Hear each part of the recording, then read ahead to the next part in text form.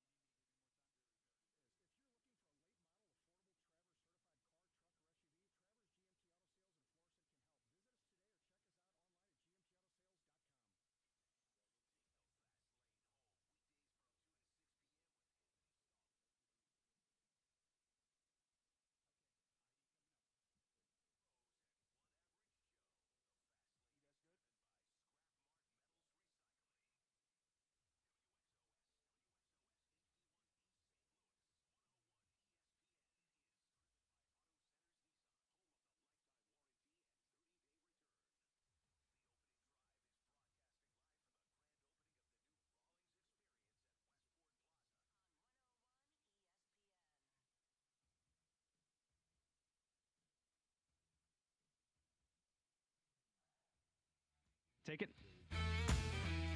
Good morning, everyone, and welcome to the opening drive on 101 ESPN in St. Louis, where we are coming to you from the new Rawlings Experience at Westport Plaza, the grand opening today, and it is going to be phenomenal. With Danny Mack, I'm Randy Carricker. Brooke Grimsley is out today. Matthew Rocchio is here, and we had a chance, Dan, to walk around this incredible Rawlings Experience at Westport Plaza, and it really is amazing to see the history of the Gold Glove and the history of gloves in baseball in general. Well, if you love a glove, You're going to love what you see. If you love a glove, you're going to love what you get here at the Rawlings Experience. So it's very cool. A lot of autographs, a lot of the history, it looks like, of Cooperstown, if you've ever been to Cooperstown or just seen video of that. So pretty cool. Come by and check it out and see the Gold Glove, see all the Gold Glove winners. They've got a lot of great merchandise here, and you'll have a great time today. And we welcome you to Westport Plaza, and they're going to have actually a ribbon cutting ceremony. Ozzie Smith will be here at 10 o'clock, and they're going to have a beautiful ceremony outside, so we invite you to stop by. Meanwhile, right here on 101 ESPN tonight, the Blues host the Carolina Hurricanes, second to last home game for the Blues, and they'll try to keep on winning. Obviously, the aspect of winning doesn't really matter at this point because they aren't going to make the playoffs, but Oh, Randy. what? Randy. I Yes, mean, don't put the cart ahead of the horse, even though the percentages of winning and getting into the playoffs is very slim. Yeah, it's low. It's slim to the point that you have to win out. Yes, the Blues do. So you got to win out, get a little luck along the way, and, yeah, I'm with you. It's going to be very tough to do. Sorry, Randy. I rained on your parade, too. Well, I love the idea of miracles. I'm a fan of miracles. But last It's week a last week was miracle. our quota for the year. You're awful. I know. The Kings did win last night, by the way. And so when you look at the NHL standings this morning, the most points the Blues can finish with is 95. And with the Kings' 4-1 victory last night, they have 95 points. So the Kings cannot be caught by the Blues. So the only opportunity for the Blues to get into the playoffs is to win all three, and then for Vegas to go 1-3 in their remaining four. I thought 95 would get you in the playoffs. I thought 96 for sure would get you in the playoffs, but not quite there yet. But if you get to 95, if you would have said before the season the Blues are going to get to 95 points, I would have said you're crazy. And I would have taken it. Oh, I would have taken it in a heartbeat because historically, if you get to 95, 96, 96 got you in last year. So if you're at 95, you're right on the cusp of it, which may wind up being the case this year for the Blues. I'd have taken 95 points and taken my chances. No doubt about it. So tonight, the Blues and the Hurricanes over at Enterprise Center. The season home finale is Sunday night against the Kraken at Enterprise Center. Meanwhile, the Cardinals open a road trip tonight in Arizona. They'll take on the Diamondbacks. It's an 8:40 start, and Steven Matz will go for the Cardinals against the Arizona postseason hero Brandon Pfaat. What was that again? Brandon Pfaat. How do you spell that? P-F-A-A-A-A-A-A-A-A-A-T. Brandon Pfaat. I think you're going to know a little bit more about the Cardinals in the next 12 games. You're going to face Arizona in 6 of the 12. Mixed in there, you're going to get Milwaukee as well. So a good test starting tonight. Go on the road, 6-game road trip. Mixed in there as well as the Oakland A's. So, yeah, that's a chance to maybe bank some wins, but baseball is weird like that. Sometimes you go into a place on the road and you're expected to win, and you don't. That's just baseball. That's how it do. Yeah. Does Cardinal Nation show up at Oakland Coliseum? Or That's a great question. You know? could have more Cardinal fans there than those of the Oakland A's. Oh, it would not be a surprise. Not at all. Yeah. Do the A's draw? I think they had 13,000 for their opener, but they'll probably draw a couple thousand. I would think the Cardinal fans would outnumber the A's fans. That's a great point. I hadn't thought of that. And I know when they go to Arizona, speaking of the Cardinals, a lot of transplants are out there, which is what they're dealing with right now. I mean, there are Arizona Diamondback fans that are home fans living in Phoenix, but majority of the time you're going to have a fan base that comes in, especially the historic franchises that have transplants that are living there. And so you've got, probably 2 to 3, if not more, thousand of the fans that come out to watch the Cardinals. I would not be capable if I moved to a different city. But let's use Arizona, Phoenix, the Valley of the Sun as an example. I wouldn't be capable of switching my allegiance from the Cardinals to the Diamondbacks, regardless of how good the Diamondbacks became. Could you? The only way I could is that if I moved in the late 80s and I was following the football Cardinals. Yeah. That would be the only way I could do it. I could do that. But if the team is still here, though, if the Cardinals are here and you're transplanted. No way. Yeah.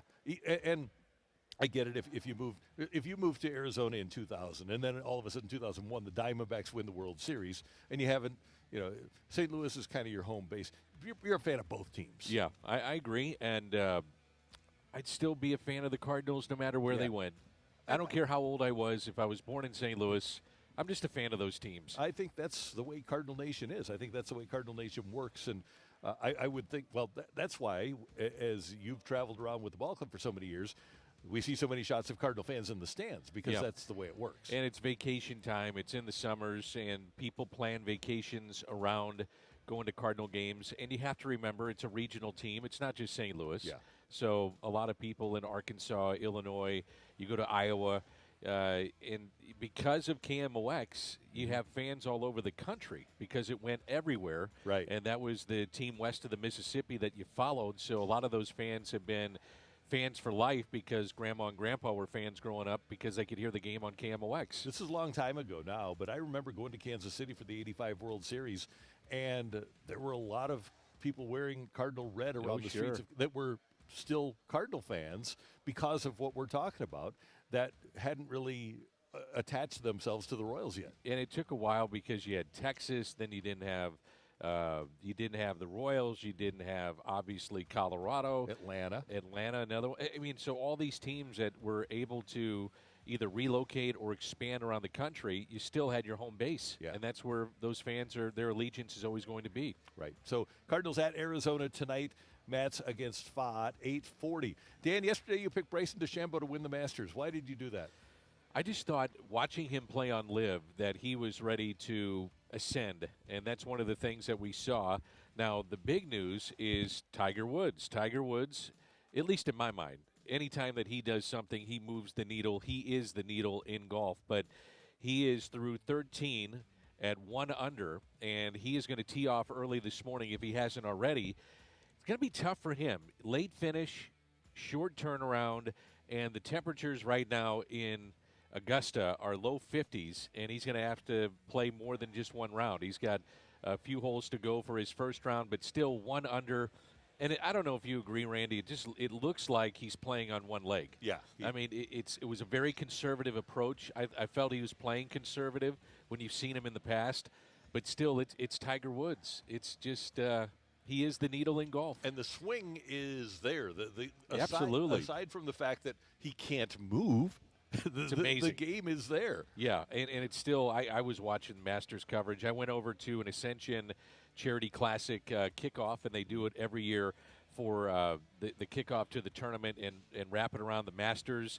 It was over at X Golf, and you could hit golf balls for 3 hours on the simulators. Some people did. Most people were just glued to the TV and just watching what was happening with Tiger, and the coverage centered around Tiger once he teed off. It was awesome. Awesome to watch. And that'll continue today and throughout the weekend. College basketball, Kentucky, according to ESPN, nearing a 5-year deal with BYU coach Mark Pope. On Sunday night, when word came down that John Calipari was leaving Kentucky, I did not have Mark Pope on my bingo card. Not the flashiest guy at BYU, but he does have ties, obviously, to Kentucky. Former Wildcat player, played for Rick Pitino, won the national title in 1996. But it does make you wonder how many people turned down this job and why. Was the money had to be good enough? But people were probably like Coach Drew at Waco. He said, my family is growing up in Waco. My kids, I think he's got one still in high school there. And he says, I don't want to leave there. It's just not the place I want to go. It's still a destination in college basketball. There's no doubting that. But you have to wonder if you want that pressure of the Kentucky job when you're happy at your own place. Like Danny Hurley's talked about that. And that's a reality check for Kentucky fans who used to get whoever they wanted as their head coach. And now it isn't. It's still a destination job, but it's not the destination job, as Scott Drew tells us. It used to be that was the one. If it opened up, every coach in America wanted it, and it's just not that case anymore. By the way, can I go off the beaten path here? Yeah, sure. Did you ever see the OJ documentary on ESPN? I did, yeah. I stayed up all night and watched that again. It's amazing. It's probably the best documentary I've ever seen. And so I just had to throw that out there. I watched the Masters for 8 hours, and then I went to OJ. That's two sides, both sides of the spectrum here, Randy. I watched that, and I wanted to make sure that we got to this story and that we didn't run out of time because I didn't want to cut it. Awful again. What? Well, you don't want to Brooks just somewhere is listening, going, Randy. You don't want to slice and dice our show this early. Terrible. Go to Dan. the next story, will you? We're Go to gambling or something. We're editing things on the fly. Go here. to gambling, because I know you're going to talk about Ohtani or something like that. Yeah, Shohei Ohtani's his interpreter is a bad gambler. Ooh, boy. And now the federal government saying that he lost $16 million of Shohei Ohtani's money. Shohei, he didn't have access to the account, and the interpreter went to his money managers and said that Shohei didn't want them to have access to his accounts. So he basically had sole access. He was able to worm his way in and have sole access to Shohei Ohtani's money. Shohei, it was set up, he went online and made sure that Shohei didn't get notifications when something happened in the accounts. He had no idea that this stuff was happening, and Izzy Mizuhara is in trouble. I guess he's going to turn himself in and faces 30 years in prison. Well, it turns out the interpreter helped Ohtani set up the accounts and then impersonated him on the phone with bank officials to authorize the large transactions. How large were they, you may be asking? He allegedly placed approximately 19,000 bets in a 3-year span, ranging from $10 to $160 grand. But 19,000 bets. 25 bets a day. It's incredible. That's prolific. That's really hard to do. That is very hard to do. He had a job to do, too. He had to hang out with Ohtani, and he had to be his interpreter, and then he was placing 25 bets a day. And he had to impersonate him. Right. And then there's the text messages between him and the bookie. Oh, yeah. That are in the U.S. Attorney's indictment, which are just insane. You know, him talking about, can you front me 200 more? Don't worry, I'm good for it. I'm not a very good gambler, LOL. Yeah. I'm terrible at this sports betting thing, huh? Question mark, LOL. That was one of the text messages that he had. Man alive. 19,000 bets, though. That is near impossible. At least, maybe it's not. I mean, he did it. 19,000 bets, but like you said, 25 a day. Yeah, I would guess he was compulsive. I would say that that's the right way to put it. Not any other way to put it. Right, yeah. A busy sports weekend. City will host Austin FC this weekend, tomorrow over at City Park, and the Battlehawks are at San Antonio. So we have a busy sports weekend and a busy sports day. We're going to be talking to our friend Eric Reinsfelder of Rawlings. He's going to stop by and join us. We're going to talk to Ozzie Smith later in the show. Hockey, we're going to talk to Joey V. We're going to talk to our friend Jeremy Rutherford, our Blues insider from The Athletic, as they play the Blues last weekend of the 23-24 campaign. You mentioned it yesterday with Robert Thomas. It does go very quickly. Amazing how fast it seems like it was Christmas, and I love how the schedule rolls out every year for the Blues. Around Thanksgiving, you have the kids coming back home from college. You get the big crowds, and Christmas time, you get a homestand, and it's hockey season. To me, it feels like that was yesterday. And it also feels like yesterday was the first day of spring training, and you're already, a week and a half, 2 weeks into the regular season of baseball. Yeah. So it goes quickly. This is an awesome time of year if your hockey team is in the playoffs. It is. With the start of the baseball and hockey, and we just had the Final Four. That, to me, is the second best time of year. Masters, it's amazing. Yeah, it's a fantastic time of year. I always looked at if the Blues made a run, is this being like top 2 of my viewing of sports? It totally is for me. So I've got Cardinal baseball, and then if I see the Blues in the playoffs, watching those games, playoff hockey, there's just nothing like it. No, it's the best. Yeah, I love it. My favorite time of year, and it's in large part because of the time of year, because the weather is so great in the fall. But I love the stretch run of baseball. I love the start of hockey. I love you start hockey, you're into the heart of the football season. And the weather is fantastic. And then once you start those baseball playoffs in October, it's the best. When does your stretch run of baseball begin? Mine begins after the trade deadline. Some excitement and new players, things like that. Mine is a month later. It's basically Labor Day weekend. Yeah, is when they get rolling, because that's when you're either going to be there or not. And it's changed, Dan, right? Because of the trading deadline and because of the expansion of the playoffs. That's the one that get the wild cards. Yeah. The 2011 Cardinals, I counted them out. of Who being in the didn't? stretch run, right? Absolutely. But, Everybody did. Yeah. So I think the stretch run has kind of moved now in baseball. Probably right about that. Yep. That's Dan. I'm Randy, and this is the opening drive. Great to have you with us. And there's so much going on here. Rawlings is baseball's #1 baseball brand worldwide and the glove of choice for Nolan Arenado, Paul Goldschmidt, and Wilson Contreras. And it's opening the Rawlings Experience right here at Westport Plaza. The Rawlings Experience has the iconic brand's full line of gloves and bats and protective gear, apparel, and more. You can experience the past, present, and future of gloves in the Rawlings Glove Vault. Design your own very own custom glove like the pros, and take cuts in the Rawlings Hit Lab. We know about 13 guys that could use that. And you can just come out here to Westport Plaza and use the Hit Lab with the latest high-performance bats. Be sure to visit the brand-new Rawlings Experience here at Westport Plaza for everything baseball and softball to be considered the finest in the field. Dan, one other thing before we get to a break, and we're going to come back and do our Pick and Pit Cardinals edition so far. But we had a big kerfuffle nationally last year over St. Louis bread slicing bagels because people thought it was dumb when it's really the most brilliant thing ever. If you have a cinnamon slice I've never bagel, heard of the kerfuffle of this. well, here's the thing. Yeah, because nationally people say, oh, you should slice it halfway so that you get the top and the bottom. Here's the thing. You get a cinnamon sliced bagel like we have this morning from the world-famous St. Louis Bread Company, a.k.a. Panera. And when you bread slice it, you get a taste of cinnamon every single bite, cinnamon crunch. If you slice it normally, like the rest of America ordinarily would, the bottom half doesn't have any cinnamon. So why would people not want to get cinnamon with every single bite? The only way I get the particular, and by the way, thank you for bringing this in. You're very welcome. The only way I get that particular bagel is the way that it was cut up. I've never heard of the kerfuffle that has taken place, Randy. And Matthew, maybe you have. I didn't know that there was a kerfuffle with this. Last year it was a big thing. It Seriously. even made its way into USA Today. You're being serious. Yeah. Danny Mac, you are so St. Louis, it hurts. Yeah, What do you mean? No, you're the best. It's incredible. Yeah. I mean, this is how you had to, if you're going to eat this kind of this Just makes bagel, sense, doesn't it? Yes. Yeah. You So- got to have it bread sliced. I'm with you 100%. I just don't get the rest of America and why they wouldn't understand the concept. During COVID, I had probably 8,000 of these for me and my family. Oh, I agree with the Asiago cheese, too. So That's another one. Is I would assume this is the same for your family as mine. Breadco is kind of like a utility where we go there 4 or 5 times a week for something, whether it's breakfast with the bagels, whether you go there and grab a quick lunch, dinner, they've got soup and everything.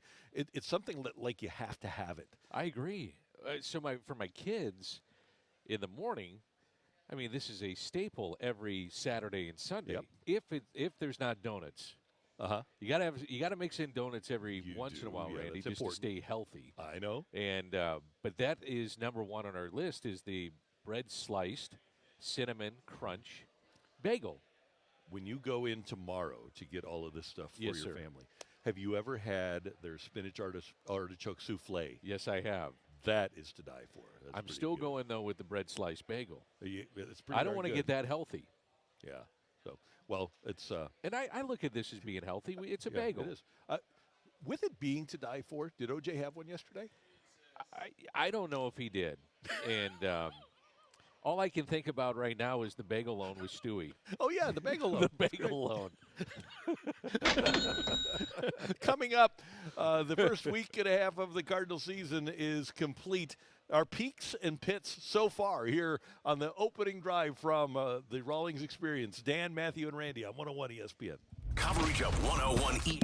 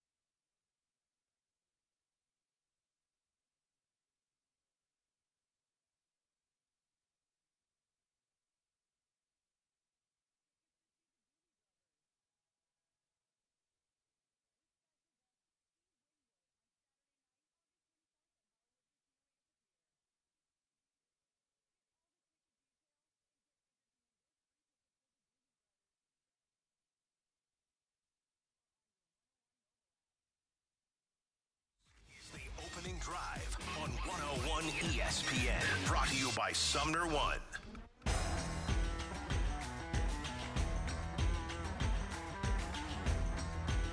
Take it. Danny Mac, Randy Carricker, the opening drive, 101 ESPN. Great to have you with us from the new Rawlings experience at the new Westport Plaza, by the way. You walk into Westport, and the buildings that were Chemo's and before that Deerdorf and Hart's and some of the other restaurants, Paul Minio's, those are gone, and it's all green space now in the middle of Westport Plaza, and it's absolutely beautiful. It is awesome, and we would advise anybody, if you're a baseball fan, come on down. You're going to see the gloves on display, the baseballs, the autographs, the jerseys. There's interactive things for kids in terms of hitting. It's 2 levels, so outstanding what they've done with this. Yep. Okay, so here we are. We're a couple of weeks into the Cardinals season now. A week ago yesterday was the home opener, and 2 weeks ago yesterday was the regular season opener in L.A. So we've got a pretty good gauge now of how we feel about things, and we wanted to do an old peak or pit. Michelle used to do peak or pit, and this was a product of at the end of vacation, so the last dinner of a vacation, Michelle would have her friends say, okay, what was the peak of your vacation? What was the pit? The best thing and the worst thing. So Dan, Matthew, Randy, we're all going to give our peak and pit so far of the 2024 Cardinal season so far. Let's start with the pit so that we can finish on a high note here. Danny, what's your low point so far? A lack of production from Arenado and Goldschmidt. I'll throw Walker in there as well. Arenado has not homered in 38 games. He has 0 balls barreled up this year. 0. That's amazing. It's, normally he winds up, Randy, his top years were in the low to mid 40s, and in some of the down years, which if you say he's got a down year, that's still an outstanding year for most. Mm-hmm. It's like around 30, 35, something like that. He's got 0 so far this year. That's one of them. I went Paul Goldschmidt hitting 182 with 16 strikeouts, but the average exit velocity right now for Paul Goldschmidt, this is what is concerning to me. Not the numbers of 182 and 16. It's 84 miles per hour. That's glaring. That catches my attention. And then the other one was Jordan Walker. He's got 27 balls in play, 16 on the ground, so nearly 60%.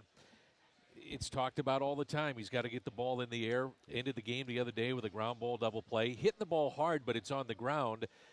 And whether you like it or not, this day and age of baseball, you got to get the ball in the air. If you're a power hitter, middle of the lineup guy. And so that is my pit so far. Good. All right, Matthew, how about you for a pit? I'm just going to keep going with the bats, but I'll just focus in on a different bat, and that's just, the shines come off a little bit with Victor Scott II, and that's unfortunate. We saw the way he was playing center field, what he was able to do on the base path, what he was able to do if he got the ball in play, period, and it's just, he just doesn't have it at the plate, and, we heard a lot of comments from John Mozeliak, Greg Amsinger talking about, even though he's not getting hits, there's been some impressive at-bats, but I think it's clear that despite his ability to maybe fight off professional pitching, he can't hone in on professional pitching right now, or major league level pitching, I should say. And that's the issue right now with Victor Scott. And then you have the errors kind of popping up in center field too, costing you a run early in a game. That's not what you want to see either. So it's just the shines come off a little bit with Victor Scott. Obviously, a lot of talent there, but probably got to send him down here once Carlson gets healthy. Yeah, that's the question to me is when they decide to send him down. Now, Newbar has come up. Pedro Pages was the corresponding move, but you're going to have guys getting healthy. Carlson, at some point, Tommy Edman. Doesn't look like it's anytime soon with Tommy Edman, but what is the corresponding move when those guys decide to come up or can come up? And I think it's got to be Victor Scott. For a couple of reasons. Number one, you don't want to have him sitting here. Even if he's performing well, you don't want to have him not playing. And if Edman and/or Carlson is healthy, then he is not going to play because he doesn't give you your best chance to win on a daily basis. He'll play a little bit, but you want him playing every day, and especially with where he is in his career, you want him to face good pitching and learn how to handle good pitching. And he hasn't been above AAA, and right. I think we forget that. And as Matthew said, there was so much excitement. I still think there's excitement watching Victor Scott, but there was so much coming out of spring training that now when he comes up, I still stop and watch. He's the guy I watch more than anybody. I don't know if you guys are like that too, but he comes up, I'm paying attention because of what he might do with his speed. But still, he's got to find a way to get on base. And it has been fun to have him, but my pit has been the inability of this team to stay healthy. When they started spring training, their top 4 outfielders were Walker, Edman, Nootbaar, Carlson. Walker's been healthy, but not Edman, Nootbaar, or Carlson. They planned on Tommy Edman being able to play. And then obviously you lose Keenan Middleton, you lose Riley O'Brien. They're still on the IL, and until the other night you didn't have Sonny Gray either. This is a different-looking team when it's healthy, and especially the depth in the bullpen when you get the two big boys back with Middleton and O'Brien with their stuff, and big boys in terms of strikeouts. And that's been a pit for me, is the fact that we really haven't seen the real Cardinals yet. And you have to keep your head above water in this first month. And for the most part, they're doing that with a depleted lineup and depleted rosters. So they're 6-7 going into Arizona tonight. I'm with you. Keep your head above water at this point. All right, the peak for Danny Mac. Well, for me, it's Mason Wynn. I thought coming out of spring training, his at-bats were okay. I didn't think they were great, and he is better than advertised than I thought defensively. There was a lot of people that said he's a great defensive player. I haven't seen him up close until this season. Saw him a little bit last year, but the way that he is, it looks like comfortable in the and here we are at Rawlings. You think he might get a Gold Glove. Yeah. You know, he's played, and to me, surpassed what he looks like defensively. And then offensively, he's been better than I thought, too. He had a key hit in the Philly series to send that to extra innings. Eventually, they lost that game, but he's a solid player. He's going to be a really good player before it's all said and done. He Already is. Yeah. Matthew, peak. I'm going to go with Ivan Herrera.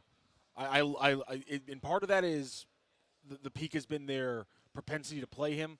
I talked about it right after they did it early in the season when they started both him and Contreras without even having a third catcher. You know, Pages wasn't even up on the roster. Yet when they did that, they are playing him more. He's got 3 home runs, his first 3 home runs of his career. His OPS plus is at 136 right now. He's not succeeding behind the plate like you maybe want to see. He's getting run on a little bit more than you want to see.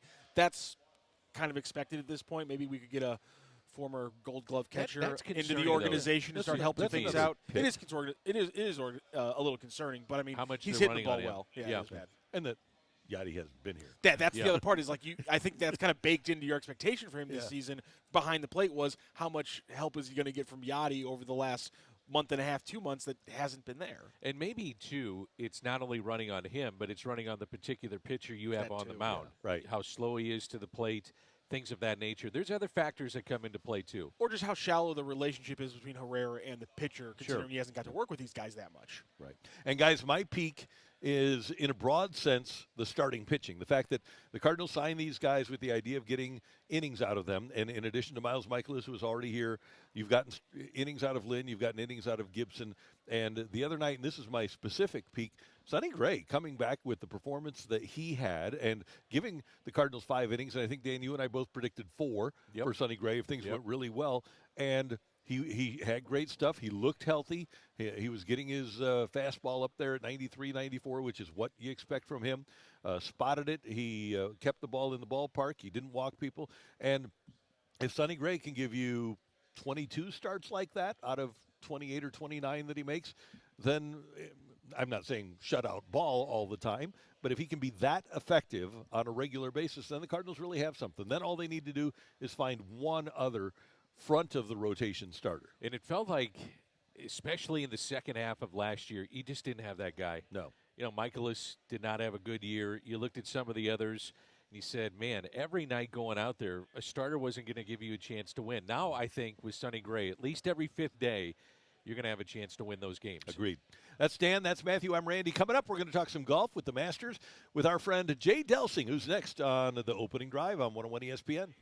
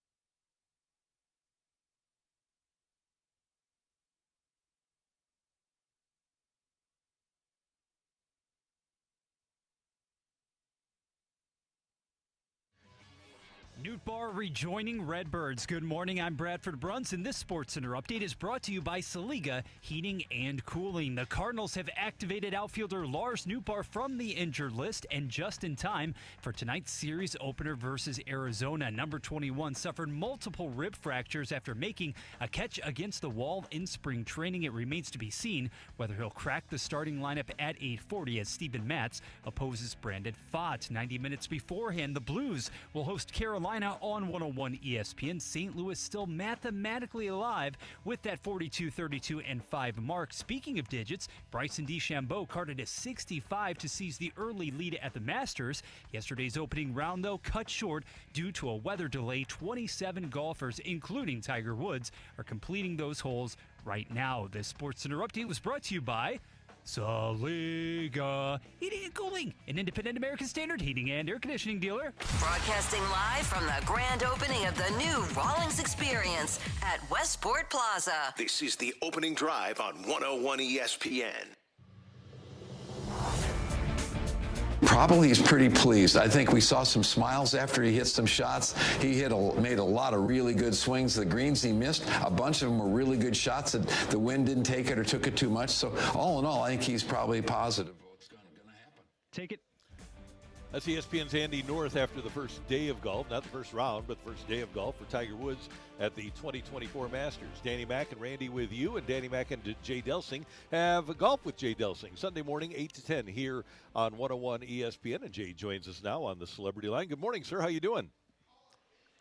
Oh, I'm doing great. I can't think of a better morning. We got Friday at the Masters. You guys are at Rawlings exhibition over there that looks super cool, and we got lots of golf to watch. This is a great day. I want to go into baseball just for a moment, Jay. Your dad led, and for people that don't know, your dad was a Major League player, but he was a center fielder. He twice led the American League in fielding percentage, and he did it with a Rawlings glove. Am I correct in that? He did, Danny, and we were so enamored by that as kids. We used it as second base or third base when we were playing in the backyard, as a base.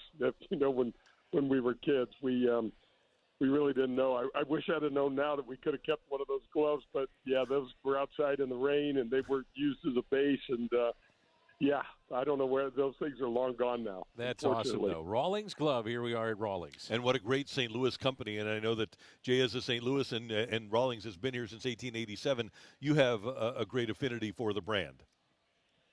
Oh, absolutely. And I believe my dad wore Rawlings shoes as well, Randy. I remember seeing some of those as a kid. So, yeah, Rawlings is as at St. Louis as it gets. And from what I remember, from what I know, anybody that's a glove guy always had a Rawlings product in his hands. All right, you heard Andy North talking about Tiger's first day, and his play was stopped. And by the way, he's back on the course today. I believe he's through 15, and we'll check it as we go along here. But what was your impression of Tiger yesterday, Jay? He looked I heard your guys' comments this morning, and I agree with them. He looked almost delicate, or just almost a little bit timid with that body, and it just probably goes to tell us that we don't really know how limited he is with some of his movements. I thought he was making swings, and when I think of Tiger back in the day, I think of Tiger playing golf and hitting shots. And there's a big difference because when you get to Augusta, you have all those undulations, uphill, downhill, all of this wild stuff to deal with. And I just felt Tiger was trying to kind of almost feel his way around the course, which is understandable when you haven't played much golf. I thought there was a lot to unpack yesterday, guys. I thought Jon Rahm looked like he'd been run over by a car. He just looked tired. He looked beat up to me, and Bryson DeChambeau, as I've said to this multiple times before this all said and done, Bryson DeChambeau is going to win in Augusta. He's got to have a green jacket in his closet. I just think that there's so much going on that I don't know where to start and where to stop talking. Well, let's start with Bryson, because Danny picked him to start the tournament and obviously believes he can win. Why do you think DeChambeau can win? Randy, he's part of one of the most elite groups or fraternities in golf. He's won a U.S. Open, a U.S. Amateur, and an NCAA tournament. There's only two other guys that have done that. One guy's named Jack, and the other guy's name's Tiger. And just to go out and win the U.S. Open, you know, in your mid-20s and do it the way he did it at Winged Foot, and he takes a bad rap in my estimation. I don't know why people don't like him so much. I know he's unusual. One of the things I still laugh at, you know, the guy was eating like 8 protein shakes a day and 4 steaks, and it never dawned on him that he could maybe get heart disease or anything like that. You know, he's talking about living till he's 100. I'm like, bro, your cholesterol's like 5,000. You're going to live till next week if you keep doing this, you know. So he's backed that off, but he's been a great player at every level. And, you know, I'll tell you another thing, guys. It was a miss for the U.S. team to not have him on the Ryder Cup. No one mentioned it, but he was one of those guys that when we just destroyed the Euros at Whistling Straits, he was a huge part of that. It's amazing, both variable and same-length irons, and he's using the same-length irons. I find that just incredible. What are the advantages and what are the drawbacks of doing that, Jay? Well, the advantages are that all the clubs are going to feel very similar to you. You know, so when you're swinging a 4-iron compared to swinging a 7-iron, they're all going to seem very, very similar. But what the disadvantages are, I'm amazed at how he's able to hit some of the soft wedge shots with a 60-degree wedge that's almost 37, 38 inches long. It just that never even comes into play in my brain. I just don't know how he does that. It's pretty remarkable. You know, he gets credit for kind of creating this, guys, but I believe Wilson came up with this idea back in the 60s and 70s, and it just never took on. And there's no other player that's ever, you know, even tackled this kind of idea other than Bryson. So let's move on to the other favorite, and I know you guys both have DeChambeau, but Scottie Scheffler is playing so well, and here he is. He shot a 66. He's one shot behind DeChambeau, and we were saying yesterday that if Scottie doesn't win, it's probably going to have to be pilot error on his part. Do you agree with that? Yeah, 100%. I mean, right now he's dominating the game from tee to green like one other guy's only done, and it's Tiger back in the early 2000s, and his numbers and strokes gained. I mean, when he played, the last time he played was down in Houston at the Children's Hospital event at Memorial Park. He missed a 5-footer on the 18th green, the 72nd hole, to go into a playoff with Steven Yeager, and he finished.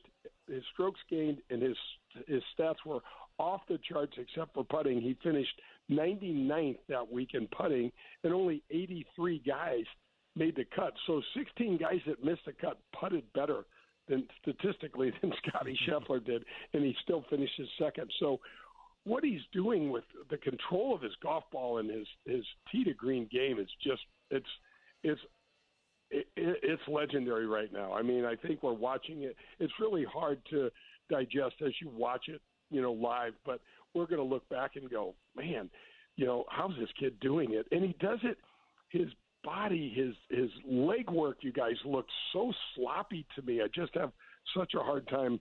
I'm getting used to it now because he's doing it so well and so often, but you know, that trail leg kind of slides out, and every once in a while he kind of steps in the bucket, for a little baseball terminology, you know, with his lead leg is left, and so, but the ball seems to fly straight. So I don't know. Maybe we should be emulating this instead of criticizing it. I don't know. Jay, I want your opinion on this. So Tiger got through 13 yesterday. It looked like it was a struggle because of the undulation of the golf course. A lot of hills. It's tough to walk, and with his body, it makes it doubly tough. So with the added holes today and trying to get through the second round, in your opinion, does he make the cut? Oh, man, I want him to so badly. I mean, you said earlier, Danny, he doesn't move the needle. He is the needle, and I want him to. But, guys, this was probably the worst scenario for Tiger for the first 2 days, for him to this turnaround time. So last night he's at the golf course for probably an exaggerated amount of time. Then when he gets finished, it's going to be a quick turnaround because it's dark. You got to get something to eat, and then all of the stuff that he has to do to get himself back on the golf course, the cold plunges, the stuff that he works on with his body, and then to turn around and do it again this morning to play. What does he have to play? 24 holes or something like that. It's not going to be easy. This morning it's 54 degrees at Augusta. The wind is blowing. It was 11 miles an hour when he teed off. Not that I'm in the weeds on this stuff, but I can't get enough of this stupid information. But it's what he needs is he needs it to warm up quickly, and hopefully make a few putts, because that'll always help. And finally, Jay, isn't it great to see all the best golfers together? Because all the best guys are playing on Live, but nobody watches Live. So you've really got a dichotomy there where golf is in a bad place right now because of Live, and this is the only opportunity we have in the majors to see what we should be seeing on a weekly basis. 100%, Randy. 100%. It's so nice to just. I mean, Patrick Reed's in the field. He's always got a black hat on. You never know what he might do. He might break a rule or do something. Joaquin Niemann is a great young Chilean player that I think is going to be heard from before the week is out. And it just, Tom Watson threw a bucket of cold water. I don't know if you guys read about his comment. After the Champions Dinner, they had a great meal and got everybody together, and everybody's having fun. And Tom turned around and said, "This is how it's supposed to be, guys. This is," and everybody went, "Oh boy," because Tom is gruff, and Tom will say what Tom wants to say, but he's not wrong. No, he's not wrong. The delivery probably wasn't worth a darn, but he's not wrong. I mean, we've got to get back together. I just. I don't know when it's coming, but it can't come soon enough for me. Golf with Jay Delsing on Sunday, 8 to 10. Will feature Don Ray, Vice President of the PGA of America, Jim McLaughlin on the UHY Prep Series. And, Jay, we'll talk a lot about the Masters. And thanks for joining us here this morning. Love it, guys. Great show. Have a great day. We got to get out and play soon. The weather's going to help us. Let's do it. Let's do it. I'm in. Jay, thanks for being with us. Okay, guys. Thank Jay. You. Jay Delsing on 101 ESPN. Take It or Leave It is coming up next on 101 ESPN.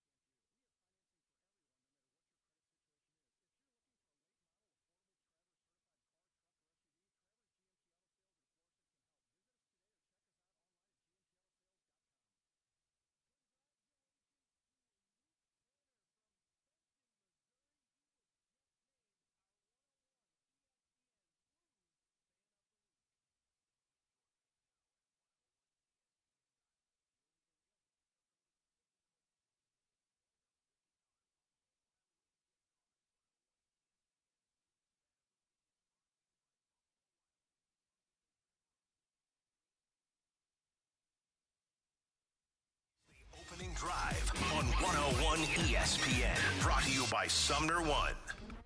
It's time for Take It or Leave It. Want to say something? Put it out there. If you like it, you can take it. If you don't, send it right back. Get your text into 314-399-9646 and give us your Take It or Leave It. Brought to you by Gloria Lou Realty. Visit GloriaHasTheBuyers.com and start packing. That's my final offer. Take it or leave it.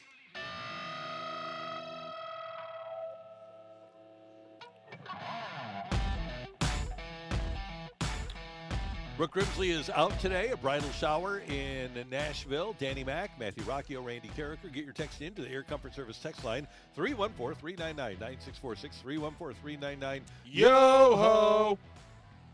On remote, do I need to? Yes, sir. Yes, Yo-ho. Thank you, Danny.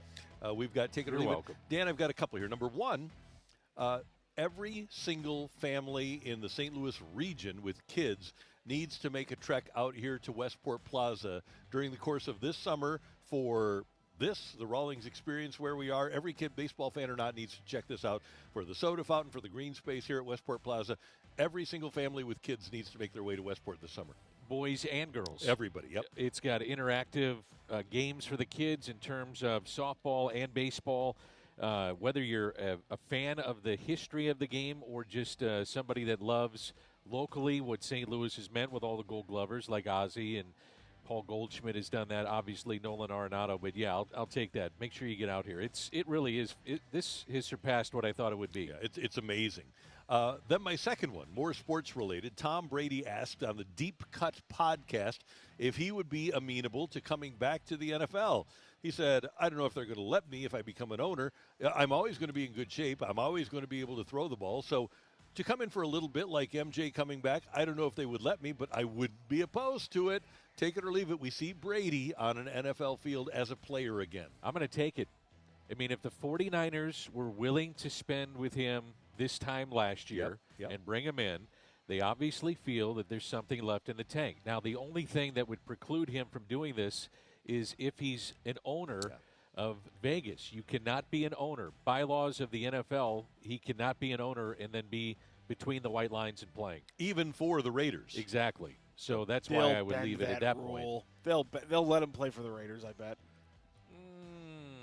I don't know. Would you bend the rule? I mean, Jerry Jones might want to get in pads again. You never know. That's true. So, but here's the scenario.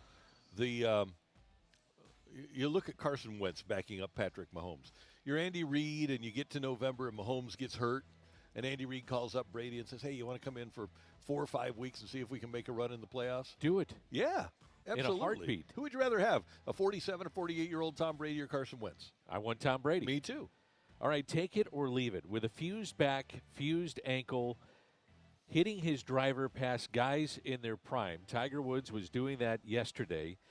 That's more impressive than being one under going into today's, well, finishing up first round, but second round of the Masters. I will absolutely 100% take that.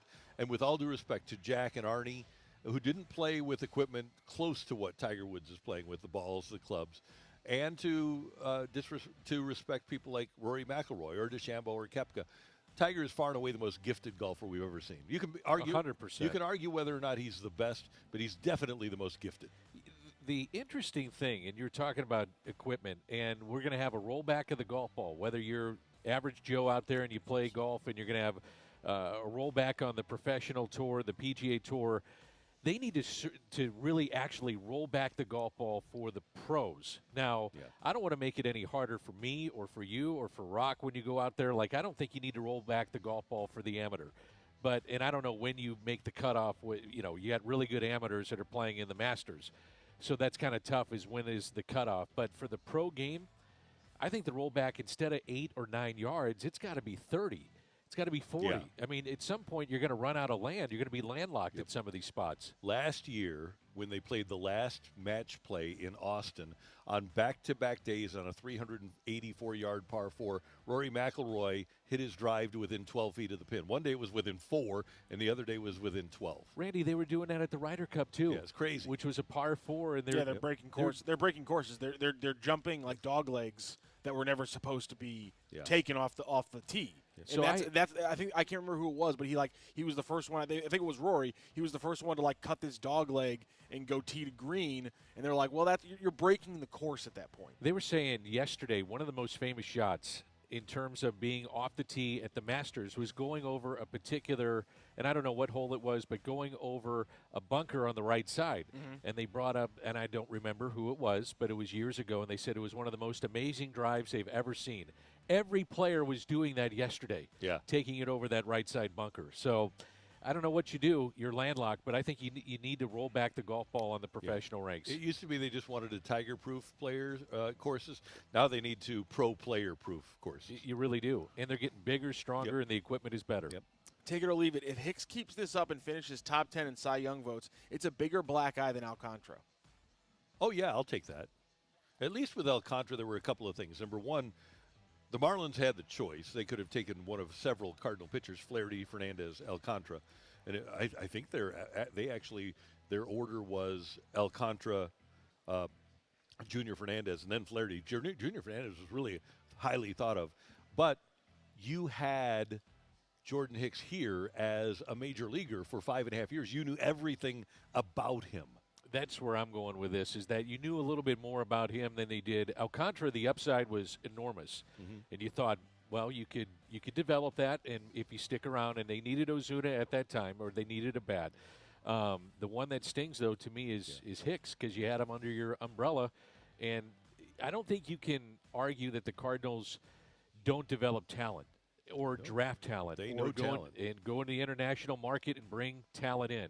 A Rosarena, Adolis Garcia. I mean, they've done that, but evaluating their own talent once they have it here, that's up for debate. It's been a problem. By the way, a couple of years ago, when Alcantara was in the midst of his Cy Young season, Derek Gould came up to him and said, "What's the difference?" And Alcantara said, "Well, when you knew me, I was 190 pounds. I'm 240 right now. You know, he's a different human being than he was when the Cardinals traded him for Ozuna also. Take it or leave it, Alcantara, even though he's coming back from Tommy John, will be a member of the Marlins in a year and a half. Leave it. They aren't gonna keep any big money guys around, and he's the one guy they have under contract for big money. Yeah, they signed him for what, 60, 70 million? Yeah. Something. It was kind of a bargain deal when you looked at it. But the Marlins have him, but it looks like they're going to gut that thing, and it's going to get gutted again. The reason that Derek Jeter isn't there, the reason that Kim Ng isn't there, is because their owner, Bruce Sherman, made promises to spend and then reneged on them. And it'll probably be the reason that Skip Schumacher will not be there next year, too. Yeah, absolutely. They're going to be Baltimore all over again, except without, the 20 bad years. Take it or leave, the Cardinals will need to make a move for another closer to shut down the 7th, so they still have Helsley available consistently in the 9th. I'm going to leave that. I think Gallegos is going to be okay. It's up and down. I get that. He's inconsistent, but you can get going and all of a sudden have a stretch where you get games and you feel better and you get on a roll. I also think that Kittredge will emerge in more of a vital role with the club, and you've got Keenan Middleton coming back, fingers crossed, and I think that's part of this equation too. And Yoho Romero, because he can pitch the 9th for you too. You were just waiting to say that. You may not even believe that Romero will be that guy. You just wanted to say, and I'm not saying it. Yeah, well, you're wrong in that I don't think he can. I think he can be the guy. Randy just admitted. You're right. I wanted to say it. Okay. You're right, Dan. You're right. Okay. I actually really like this text. It's take it or leave it. We should be calling the Stan Musial Bridge the 6. Oh, that's I'm going to leave that. Stan Span is good. But if you're coming in from out of town, you want to know Stan the man. Yeah, right. So you know the name. And some people may say, well, 6? What's 6? Yeah, they might think it's a highway. That's what I mean. Yeah. So I want Stan the man to stay on there. Yeah. I did the IMC, the ribbon cutting for that. It may have been the coldest day of my life. Wow. That was hard. Yeah, I'll bet. Normally it's pretty easy. You just go up, you read a script, you introduce some people. Yeah. And I went to some political figures that were there. And I said, let me tell you something. You've all been elected already. We don't need to make this your stage. Let's get out of here. Let's have the ribbon cutting and let's move. Good play. I like that. Good. I don't think they were happy with me. Thank you, Matthew. And thank you very much for your texts. We do appreciate them. Coming up, have the Cardinals and Diamondbacks figured out how to build a rotation? The approaches are eerily similar. That's next on 101 ESPN. This weekend.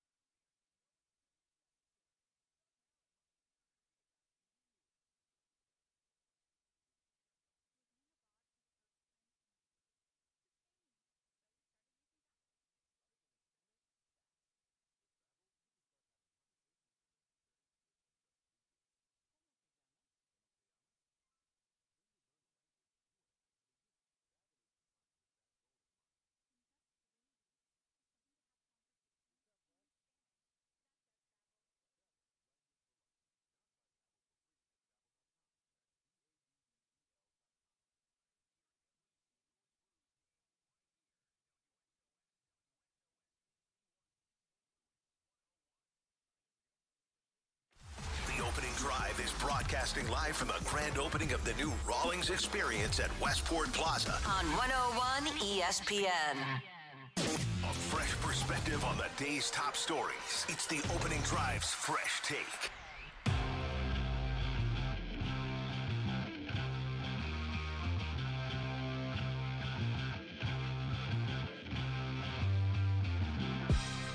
.807 in St. Louis, your time check brought to you by Clarkson Jewelers, an officially licensed Rolex jeweler. Danny Mack and Randy Carricker. The Cardinals take on the Diamondbacks in the opener of a 3-game series tonight at Chase Field in Phoenix. And, Dan, it's interesting when you look at these two teams. And the Diamondbacks are not the same team that went to the World Series last year. But when you look at the way these two teams' starting rotations have been built, it hasn't necessarily been from within.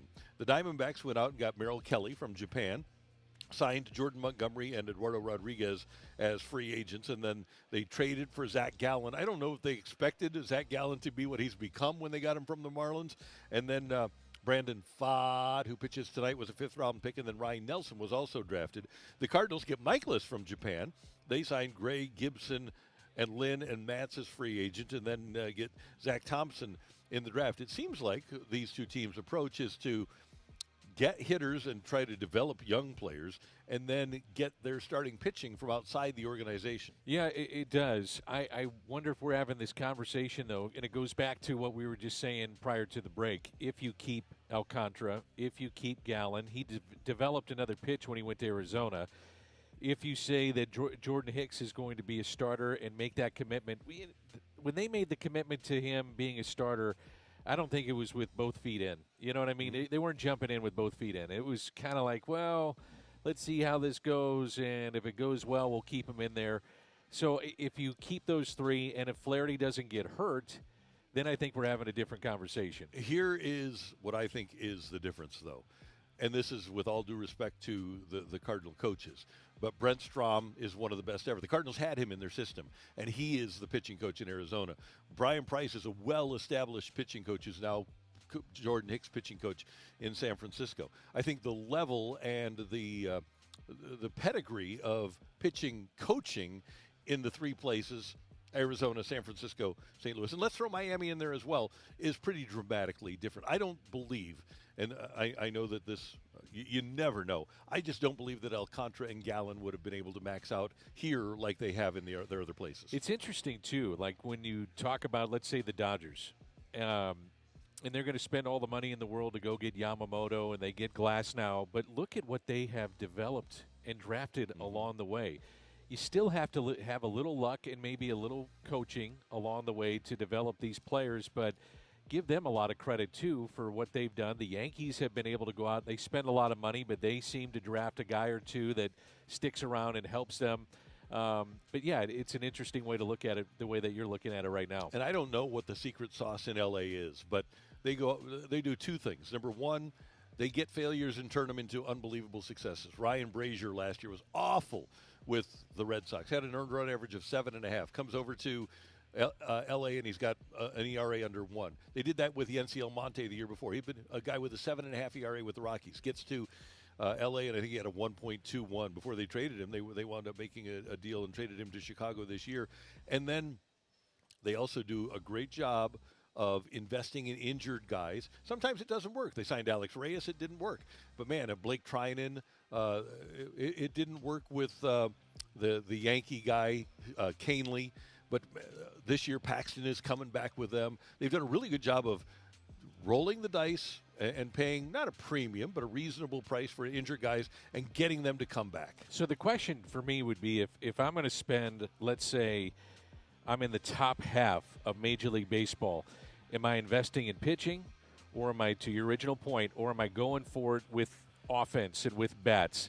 I still think pitching wins. I do too. I think you go out and you spend that money for the pitching staff, and hopefully you catch lightning in a bottle with some of the guys that you do draft. Because let's face it, Randy, outside, let's say, the first top 5 picks in a draft, it's still kind of a crapshoot. You know, and you got to hope that you hit on some of these guys that are from 15 on, if not 10 on, see something in them, see something that makes sense in your organization, and try to develop that. So I think that's interesting point that you make. What is the mindset? If you have money to spend? Is it dedicated to pitching? Or you say we're going to outslug some teams as we go along and hope to catch lightning in a bottle with some of the guys that we have under our own umbrella. And evaluation is the biggest part of this, right? And the Cardinals and Diamondbacks did both of their credits with Mikolas here, Merrill Kelly there. They've done a great job with the Asian market. And you have to hit on your free agents. Jordan Montgomery has to hit for the Diamondbacks, although it's only a one-year deal. But the Cardinals, I think we can all agree. Steven Matz, even though it's only $11 million a year, he hasn't been a hit for the Cardinals yet. Right? And we, by the way, we haven't hit on this. Jordan Montgomery fired Scott Boras. Yeah, how about that? I don't know if you saw that, yeah. but I would happen to agree with him. I would too. You know, when you're trying to get the kind of money that he was, and probably was offered deals that were in the ballpark of what he was wanting, and you passed up on it, had to wait all the way through basically all the spring training, and then get a one-year deal. That's terrible. The problem with Scott Boras clients is that somebody has to be last in line, and Jordan Montgomery was the last guy in line. That's this a year. great way to put it. It was. I mean, again, I think it'd be fascinating to know what was on the table for him. What multi-year deal was out there, whether it was a 3-year or a 5-year. And were you more interested in the longevity and security of being in a place for 5 years, let's just say for argument's sake, or you wanted that other bite at the apple? I would imagine if it was over $100 million, he's going to take over $100 million and say, that's enough, I'm good with it, and I'm in a place that I know for me and my family the next 5 years I'm going to be at that spot. And it was reported that Snell turned Boras on behalf of, with Snell as a client, turned down 6 and 160 from the Yankees, and winds up getting 2 and 52 from the Giants. So it's really interesting to see how the Boras guys didn't get what they thought they were going to get. I ran into Scott Boras in Colorado going up an elevator, and I said, "You're really good at what you do." And he said, "I appreciate that, Dan." And he knew who I was from watching the Cardinal games. And I said, "Are you ever interested in representing some lowly talent on radio and TV?" He said, "Absolutely not." I said, "Well, if you ever get into that market, I'm your guy." So my point being is that if you sat there and said, "Who do you want to represent you?" It's Scott Boras, and he's had a few misses, though, along the way. If you're Jackson Holiday, that's who you want, right? Absolutely. Because you're going to be first in line. But if you are, this year, Jordan Montgomery, when he was here with the Cardinals, and as it turns out, for the rest of his career, Kyle Loesch. Kyle Loesch could have done a whole lot better for the rest of his career if he would have signed earlier in that offseason that the Cardinals signed him in spring training. What do you think the Cardinals' appetite was to bring Montgomery back? I would assume it was high, but I wonder if they even dipped their toes into the waters and said, "Here's what we got. If you want to work with us, we'll work with you." I wonder if they did that. I was told, and you really have to be careful about things like this, but let me put it this way. I was told that it's not a coincidence that there's not a Boras client on the Cardinal roster right now. But you have to negotiate with him. He's got the best talent. Right, he does. But that's one of the reasons that Tyler O'Neill isn't here, and there really wasn't a huge appetite to bring Montgomery back because the other guys made it clear they wanted to be here. And Boras made it with Montgomery, maybe not. You know where I stand on Tyler O'Neill. Mm-hmm. I said he's going to have a monster year. You did, yeah. But I can't fault the Cardinals, though, for not bringing him back. I mean, as injured as he was here in St. Louis, how could you bring him back? I was surprised they got what they did for him. I'm very happy with what the Cardinals got for absolutely. Tyler O'Neill. And somebody's going to be sorely disappointed when they give him a long-term contract next year. I wonder if people will because of the track record. Now, he may go out and hit 40 home runs and steal you 25 and win a Gold Glove and have a monster season. But still, I would, if I'm a team, I proceed with caution. Maybe he gets the Cody Bellinger treatment, right? 3 years That's and 80, a good way to do like it. That. Yeah, that's a good point. Yep. That's Dan. I'm Randy, and that's today's Fresh Take. Coming up, Joey V talking some Blues and more here on 101 ESPN.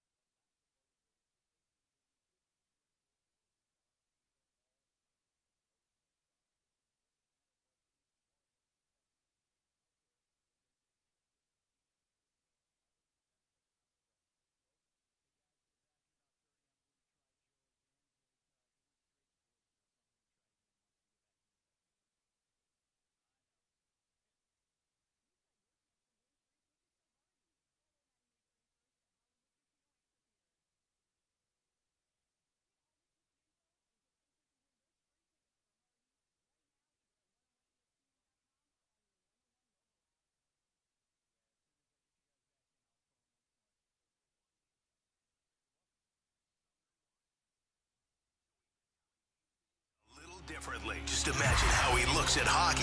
Whoa! This is The View from Vitale, brought to you by Scott Lee Heating Company, a proud Mitsubishi Electric Elite contractor.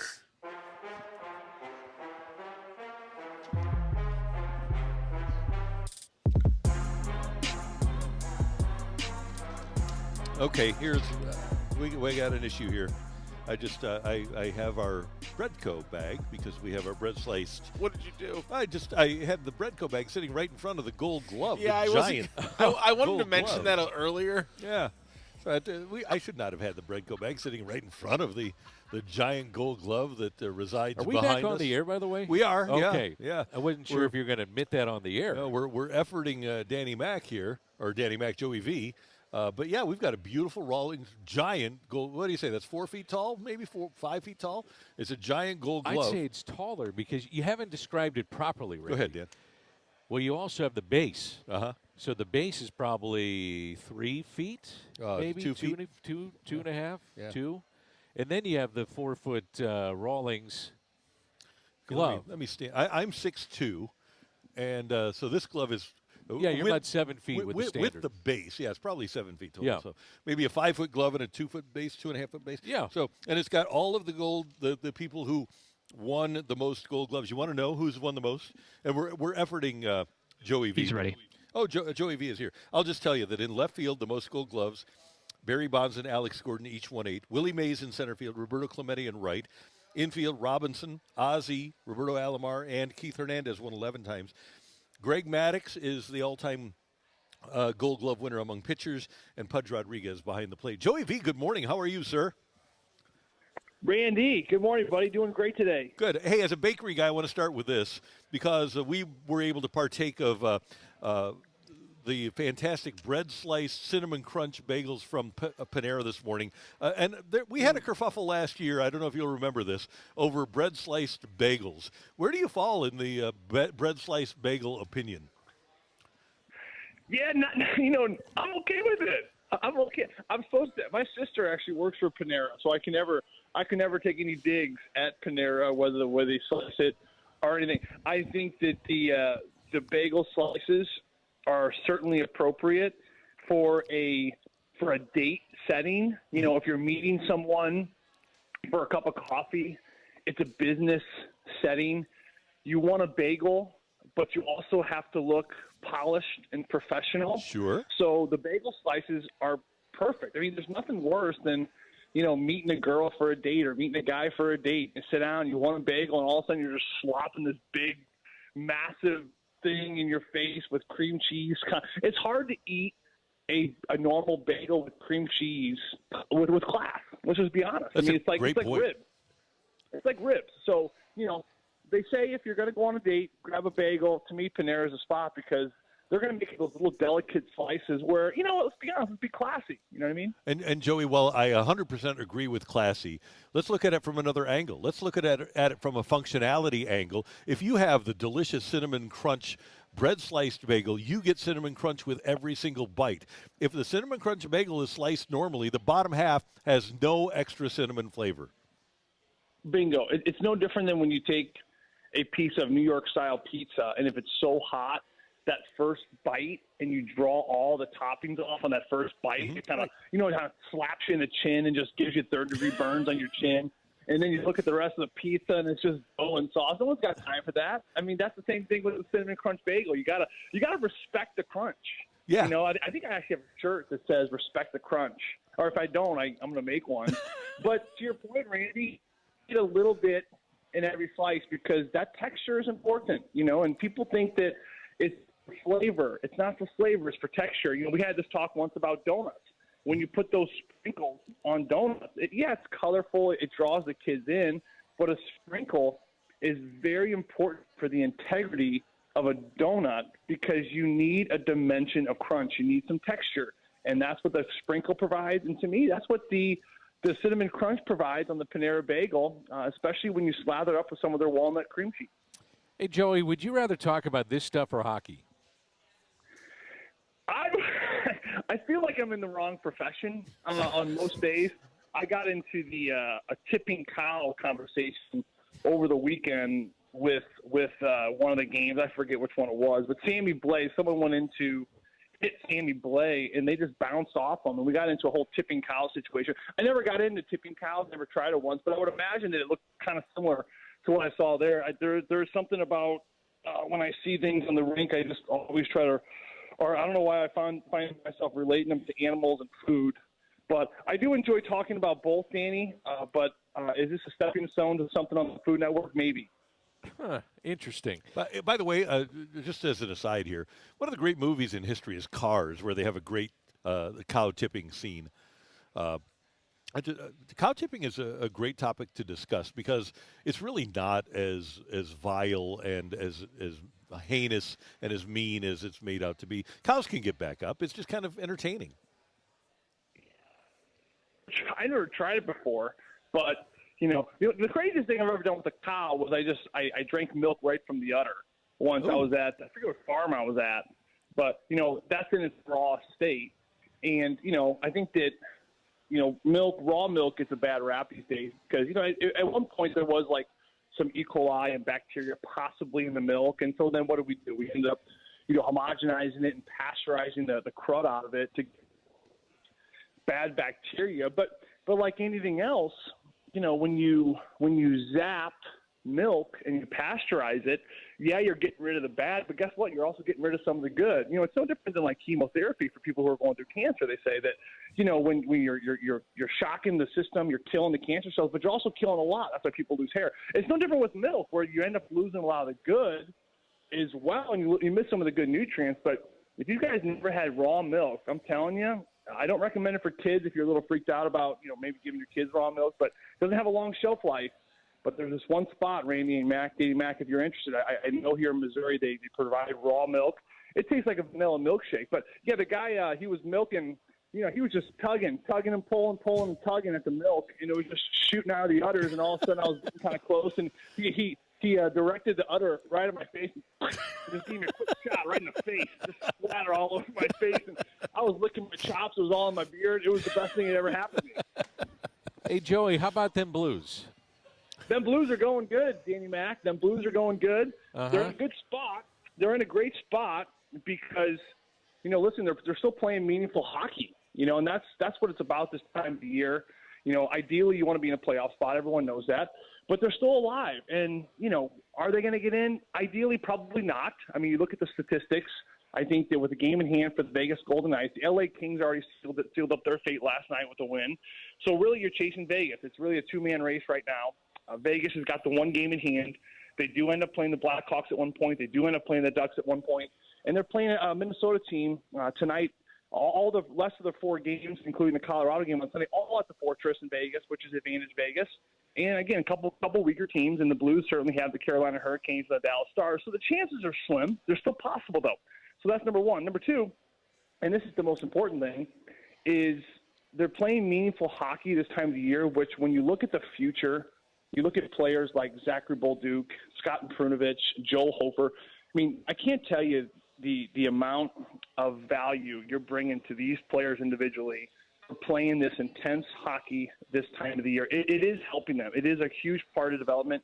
I've been a part of organizations where this time of the year we're geared up for playoffs, and it's an exciting time. I've been a part of organizations where we've been out, almost around the trade deadline, and it's not a fun thing either. And from a development standpoint of a young player, you can't put a price tag on the amount of just value you bring to them as far as what these games mean, how they need to bring a special level of intensity, a special level of focus when they're playing these games, because every mistake is highlighted. So it is really important. It's going to be a great energy building here tonight, a big test against the Carolina Hurricanes, who is one of the best teams right now in the National Hockey League.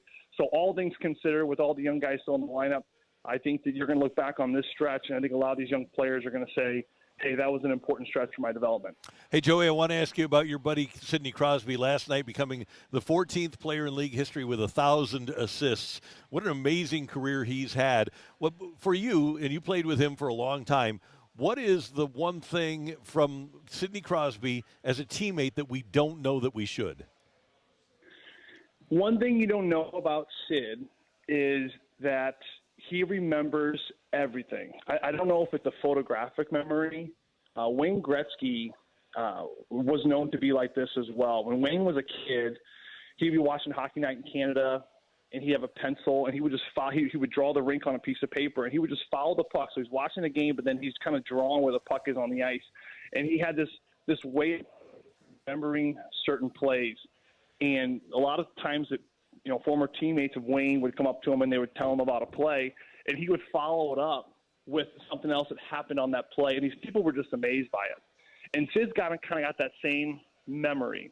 We were joking. I did a live Zoom with him for Bally Sports about 3 months ago, and it was of all the players that have assisted on one of Sidney Crosby's goals. They put this chart up, and I was on the very bottom. I had one assist on Sidney Crosby's many, many goals. Of course, I didn't get a chance to be out there with him very much. We played the same position, so it was very rare that I was out there with him. But in that moment, on that Zoom, we were laughing. I was like, hey, Sid, I made the list. You probably don't remember this, but it was a big assist for you. We were in Detroit. It was in February, and I was kind of joking and kind of leaning into it. And I said, without that assist, without that goal, you wouldn't have achieved this milestone. I forget what the milestone was. And he kind of laughed, and I'll never forget the next thing he said. He said, oh, I remember. It was from you and Chris Connor. It was in Detroit. You won a battle out of the corner. You picked your head up. You found it right down the middle. I mean, again, that was insane. I mean, it gave me goosebumps. I couldn't even – of all the goals, of all the championships, the gold medal games, world championships, Stanley Cups, huge playoff games, this was a meaningless hockey in Detroit in February of all times. And he remembered who passed it to me. He remembered where I was on the ice. He remembered how he got it. And he even said, yeah, I remember I kind of filtered through the 5-hole. I mean, come on, guys. Like, of all the goals and all the great moments in this kid's career, I mean, I can't even remember what I had for dinner last night. And here's Sidney Crosby, of course, I called him out on the spot, and he remembered instantly what that play was. So he's got this memory about him. Again, I think it comes from this ultra level of focus that he brings to every single thing. But he's got this photographic memory about the game and certain plays that I just don't know if enough people really appreciate at this point. I think when he retires and he kind of digs into more of his career one day, I think people will definitely appreciate that more often. That's incredible. Joey V, always good to have you on the show. Thanks so much for the time. I'm coming to the game tonight, so I'm going to stop by and pat you on the back. Please do. Please do. Good to talk to you guys as always. You guys have a wonderful weekend now. All right, you too, Joey. Thank you. Take care. That's Joe Vitale, the great Joe Vitale here on 101 ESPN. You ready for the fight? I'm ready. It's coming up next from the Rawlings Experience at Westport on 101 ESPN. If you we need a fighter, right? So all you need to do is text in 314-399-9646, 314-399-YO-HO. And if you text in your name and the word fight, you can fight us. And by the way, we're on the YouTube today, even on remote. Dodie Rallman has a setup on the remote, so you can watch us on the YouTube. Just go to youtube.com and type in 101 ESPN STL, and please subscribe to our 101 ESPN YouTube channel. Tiger just finished his 18, and he's +1. Not bad. 2 over then for the day. Correct. Because he started 1 under. There you go. We've got the fight coming your way next on 101 ESPN. You can now watch 101. Randy, you have a digital here, sir, whenever you can. Catch every show live. That is correct, yes, sir. I'm ready. All right, we'll go in 10. Matt, need to talk to you thereafter, sir. 5. Heating and cooling, getting the job done quickly, correctly, 100% of the time. Hey, advertising is so digital intensive, and we all use social media so that we can advertise. But sometimes if you're doing it in-house, you don't really have or don't know if you have the best format, the best platform to advertise your company from a digital or social media standpoint. We have that here at Hubbard, and it's from 2060 Digital. You can go to 101ESPN.com/2060 Digital, and you can set up an appointment so that our people here in our building at 2060 Digital can help you develop the best way to have a great digital platform and a great social media platform. If you want to get the word out about your company, if you want to develop great synergy with aspects of your company, there is only one place to go, and it's 2060 Digital. We've got a team of people that do fantastic work, and they'll show you every step of the process to make your digital product as good as it can possibly be. All you need to do to find us and ask us more questions is go to 101ESPN.com/2060 Digital. I'm Dr. TJ from the Institute of Natural Health. I'm inviting you to check out our show, Wellness 101.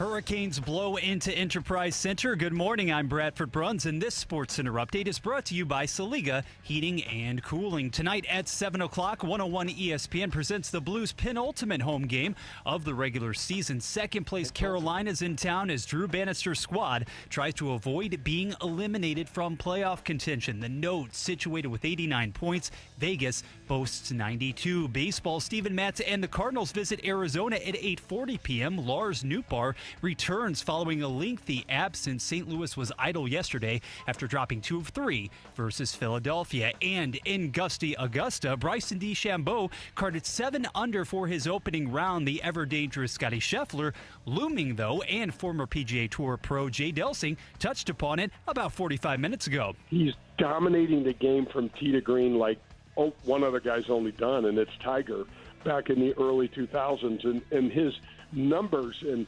strokes gained. More Masters coverage coming during the Rush Hour Reset. This SportsCenter update is brought to you by Saliga Heating and Cooling, an independent American Standard heating and air conditioning dealer. Broadcasting live from the grand opening of the new Rawlings Experience. All right, guys, here we go. This is the opening drive on 101 ESPN. Welcome to the fight. In the red corner, Average Joe Listener. And in the blue corner, the undisputed king of morning drive. Please welcome Randy Carricker.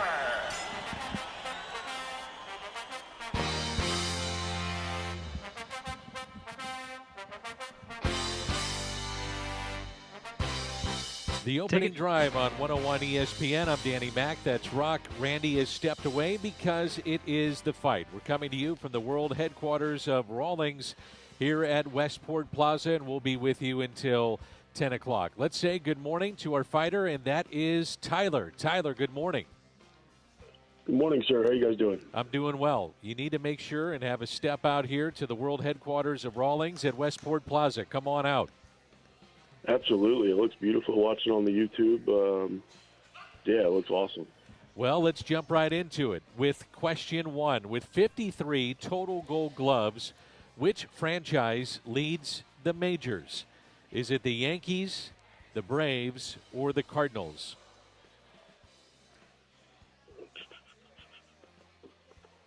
Let's go with the Cardinals. All right, question number 2. Brooks Robinson won all 16 of his gold gloves in a row, tied for the longest streak in MLB history with this pitcher.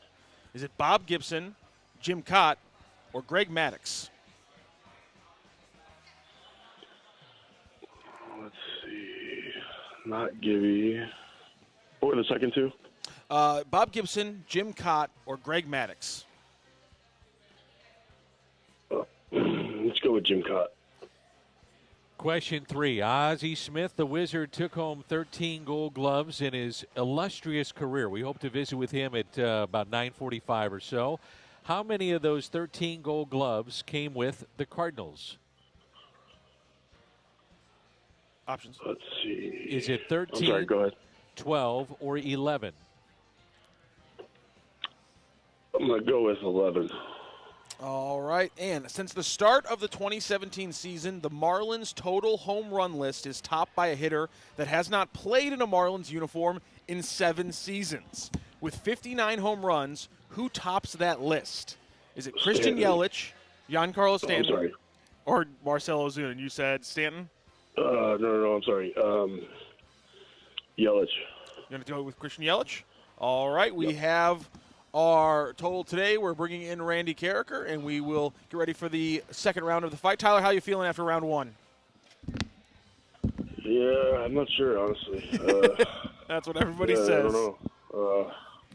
By the way, Tyler, have you ever played? You feel confident for, and you feel good. You get the results back, and you're like, oh boy. Have you ever played Randy in any of the fights?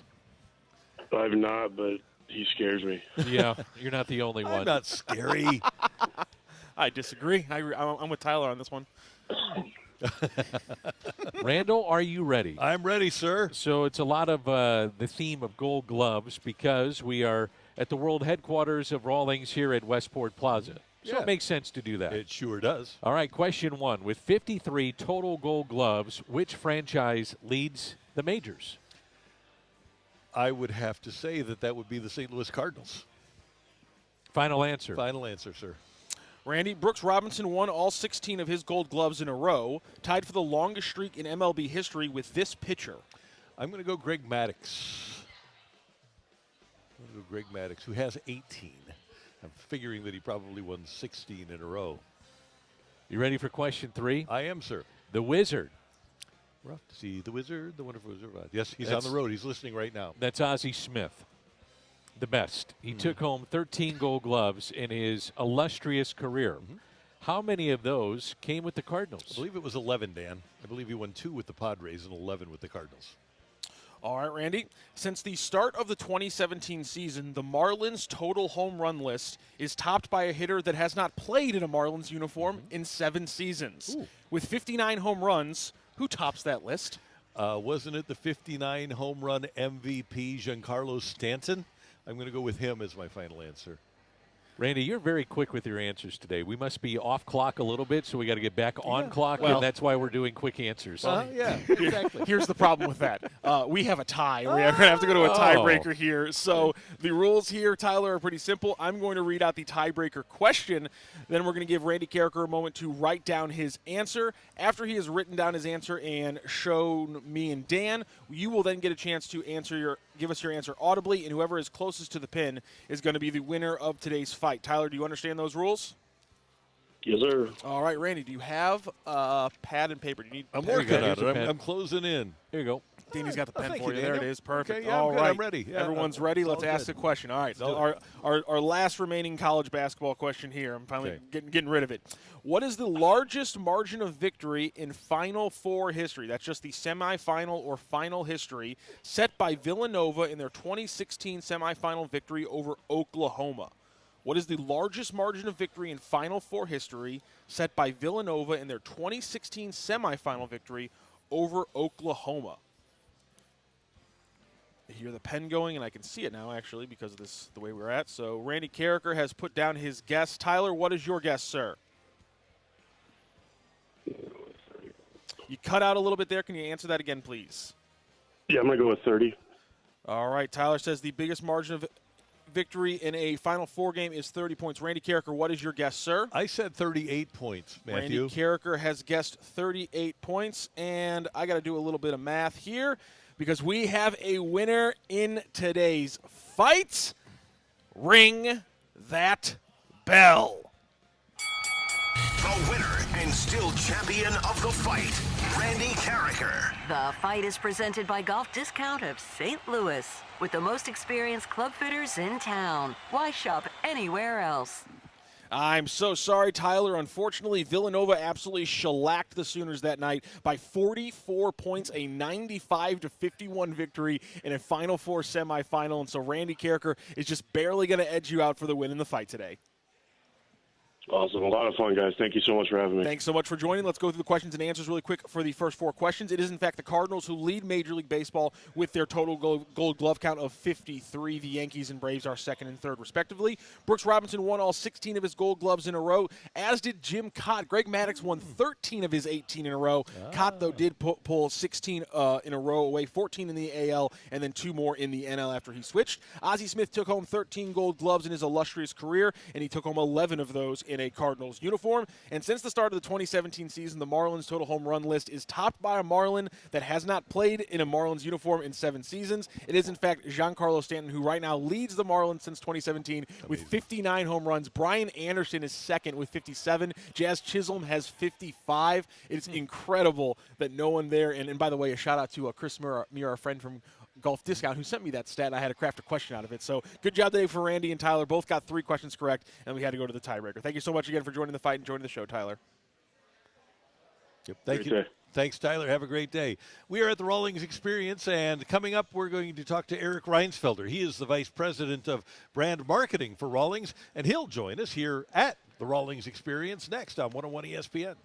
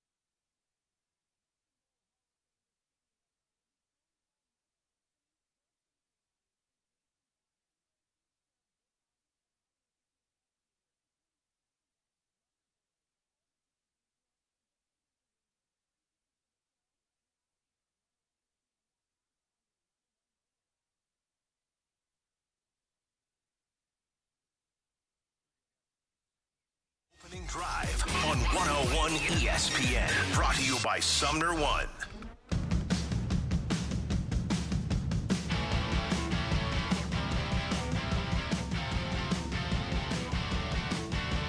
With Danny Mack, I'm Randy Carricker. It is the opening drive on 101 ESPN. We're at the Rawlings Experience at Westport Plaza, a new store / museum / headquarters. And Eric Reinsfelder is the Vice President of Brand Marketing for Rawlings, and he joins us at our studio table now.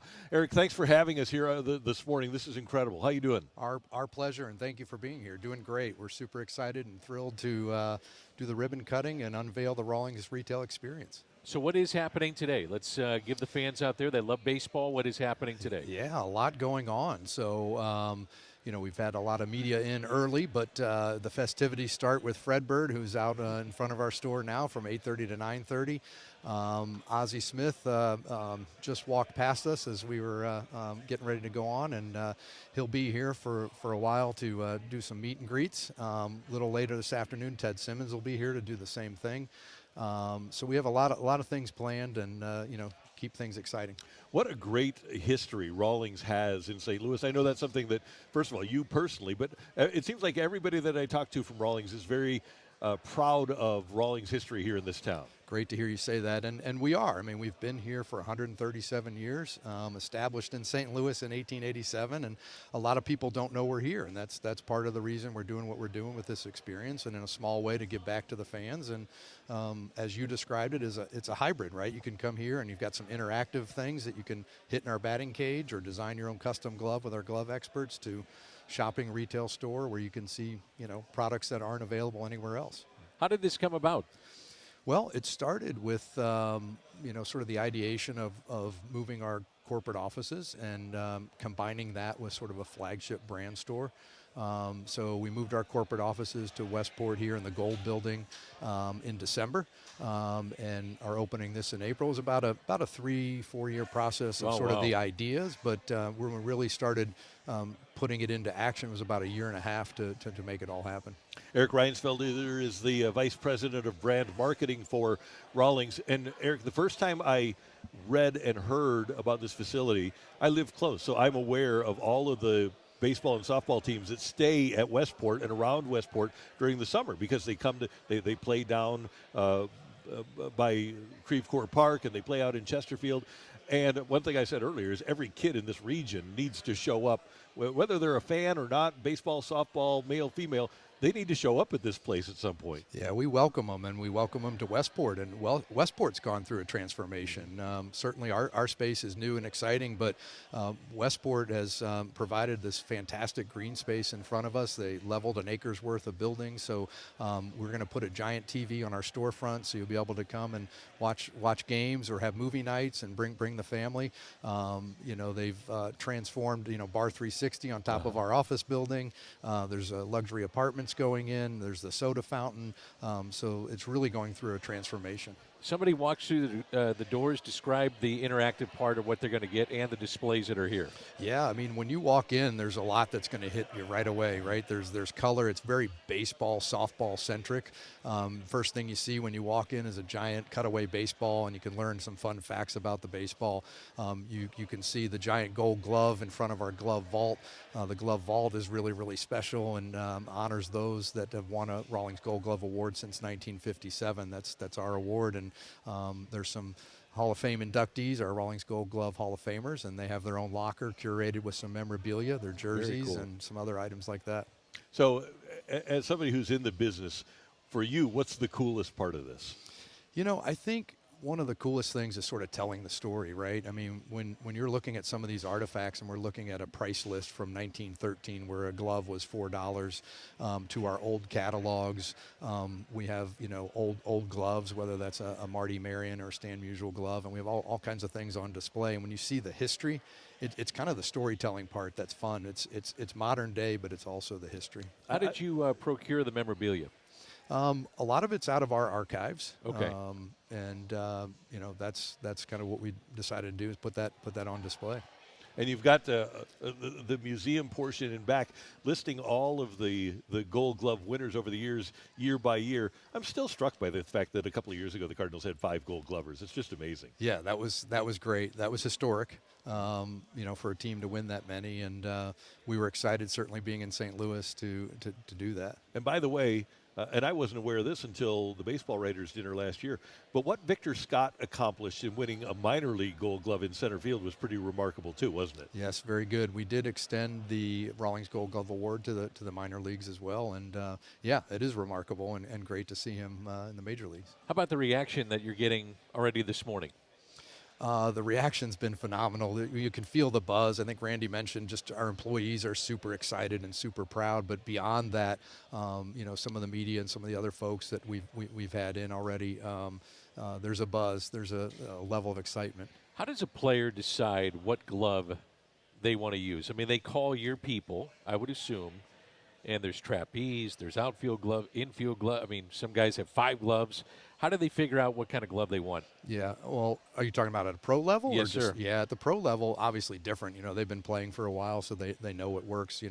Kind of by position, you start there, right? By pattern, the fit, the size, the webbing, and then you get into the cosmetics, the stamping, what gets embroidered. Is it a nickname? Is it my name? Do I want any embroidery? What color lacing do I have? Sure. That kind of stuff. A lot of color in gloves now, which is exciting. But we have 3 pro reps that service, the major league teams. So they're in and out of the clubhouses and dealing with players on a one-on-one basis all the time. And each one of those pro player gloves is a custom glove. And by the way, Eric, while Rawlings is the dominant glove manufacturer, you're getting stronger back into the bat game too, right? As competitive as that bat game is, tell us what's going on with Rawlings bats. Yeah, that's right. That's right. We are known for our gloves and our baseballs, but yeah, bats is a big category and a category of growth for us. Where we're taking back where we think is our rightful share. We acquired Easton about 3 years ago. Easton really known as a bat company, and that has strengthened our bat business for both the Rawlings brand and the Easton brand. And so we're regaining a lot of share there with innovation. Yeah, and finally, like Dan and me, you're a dog person. You have to love the bat dogs, right? We need to have more dogs that go get gloves for players and bring them back into the dugout for them. I'm with you 100%. Yes, I agree. Hey, thanks for coming in. We appreciate it. Yeah, my pleasure. Thanks for having me, and thanks for being here. Yeah, we're thrilled to be here, Eric. Thank you very much. All right. Eric Reinsfelder, he is the Vice President of Brand Marketing for St. Louis-based Rawlings Sporting Goods, and you need to stop by here at Westport, the Rawlings Experience. And we're going to be here until 10, but throughout the day there will be a lot of great things happening here at the Rawlings Experience. Coming up here on 101 ESPN, we've got our Rush Hour Reset, the latest on the Masters, coming your way on the opening drive.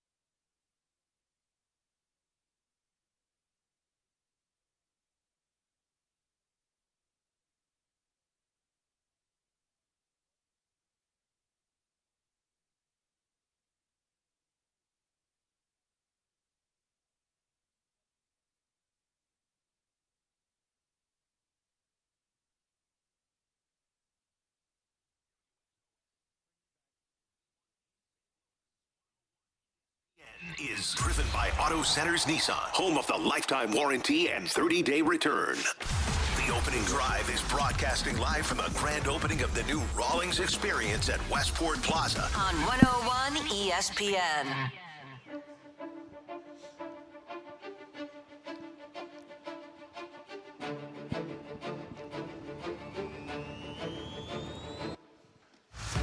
Danny Mack and Randy Carrick, the Opening Drive on 101 ESPN in St. Louis. We're at the Rawlings Experience at Westport Plaza, the new Rawlings Experience, and looking forward to a great run here. And joining us is the Hall of Famer, the Wizard, guy who knows a little bit about gold gloves, Ozzie Smith. How you doing? I'm doing great, man. What a facility, huh? It's amazing. I just had a chance to get a tour myself for the first time, and it's a beautiful space. I like it. Did something stand out for you? Go with the gold gloves over there. That's what I was going to say. But no, they did a great job with the design with the baseballs, and of course the gloves are the thing. And the fact that people can come here and get your glove custom made is pretty special. You can hit here too, so I think this will be a big hit. As we've got a list here of the position players, the guys who've won is on this side of the platform. But here's Ozzie Smith with his 13 gold gloves at shortstop. Was that in a row? No, 11. Did you? How many? Did you win 8 in a row? No, it was 13. 13. 13 total. Yep. Total. Yeah. 13, Were 13 they in a row. All in a row? Okay. Yeah, Pretty good. But then you got Hernandez over at first. Keith. And whenever we have the argument about, and it really isn't an argument, the discussion about the best defensive infield of all time, when you start with the best shortstop and the best first baseman, I think that pretty tells a story, doesn't it? That was pretty good. I tell people that you win gold gloves, but you win them because of other people.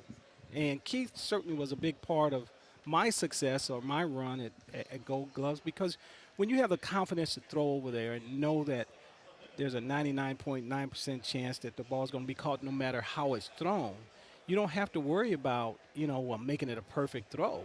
And with the way guys could run on AstroTurf and stuff, sometimes you just had to get rid of it. But he was the best over there, and he was the best over there because he could cover from first base all the way to the third base line, which takes the pitcher completely out of the play. So bunting was obviously huge. Very, very big. He wasn't afraid to throw to another base. Exactly. And you get so many guys now that their arms are questionable, so they don't take the chance at throwing to another base. But Keith would charge the third base line when we knew the particular bunt play was on, and get the guy at third base or get the guy at second base. Left-handed thrower. Left-handed thrower, and That's wasn't big. afraid to throw. And it's just a great guy to play with. Oz, do you think that, and you're probably biased with this, but this is my opinion, Hernandez, Ozzie, Oberkfell, best defensive infield in baseball history? Without a doubt. I mean, we don't run around and say that. We let people argue about all of that. Let guys like us say it. Yeah, but certainly for us, we feel that those four guys over the long haul of a 162-game schedule probably played as good or as consistent as any four players to ever play together. How much was chemistry a part of that? There has to be, obviously at second and short, there's concert between the Keystone combo, but what about as a group? Well, as a group, you move as a group. And so if I moved, I told you I moved. If you moved, you told me you moved. So we moved as a unit. And we talk about today, you talk about shifts and all of that stuff. Well, we didn't play giant shifts, but it made it easier when we all moved together. You didn't have to. It didn't have to be, well, I'm going to take the third baseman and put him at second base. I understand all of that. If you're going to move, I don't want to take you out of your position, make you uncomfortable. So if you shift as a unit, and that's what we did. I've interviewed you a million times, and I think one question I haven't asked is how you came up with the trapeze. Well, when And we're talking for listeners, trapeze glove. Trapeze glove. The very first glove that I had was a Stan Musial, and it was a trapeze. And so I fell in love with that glove. And as time went along, I wore the pocket out. And so when I got to the big leagues, they had discontinued the trapeze. And so I sent it in, and I'm wishing now I'd have kept that thing. I sent it in and to get it repaired, and never got it back. And they started making the glove again. Is that how it all happened? That's how it happened. That's yeah. pretty cool. Yeah. Now we have a lot. They call it a six finger. Yeah. which is cheating, I guess. No, it's not. Antonio Fonseca. He needed that. Yeah, he did need that. Oz, here's a simple question. A lot of moms and dads are listening. A lot of kids are listening. Best way to break in a glove? Well, what I usually do, because I use my glove kind of stiff, I just use it to change direction, change energy and momentum.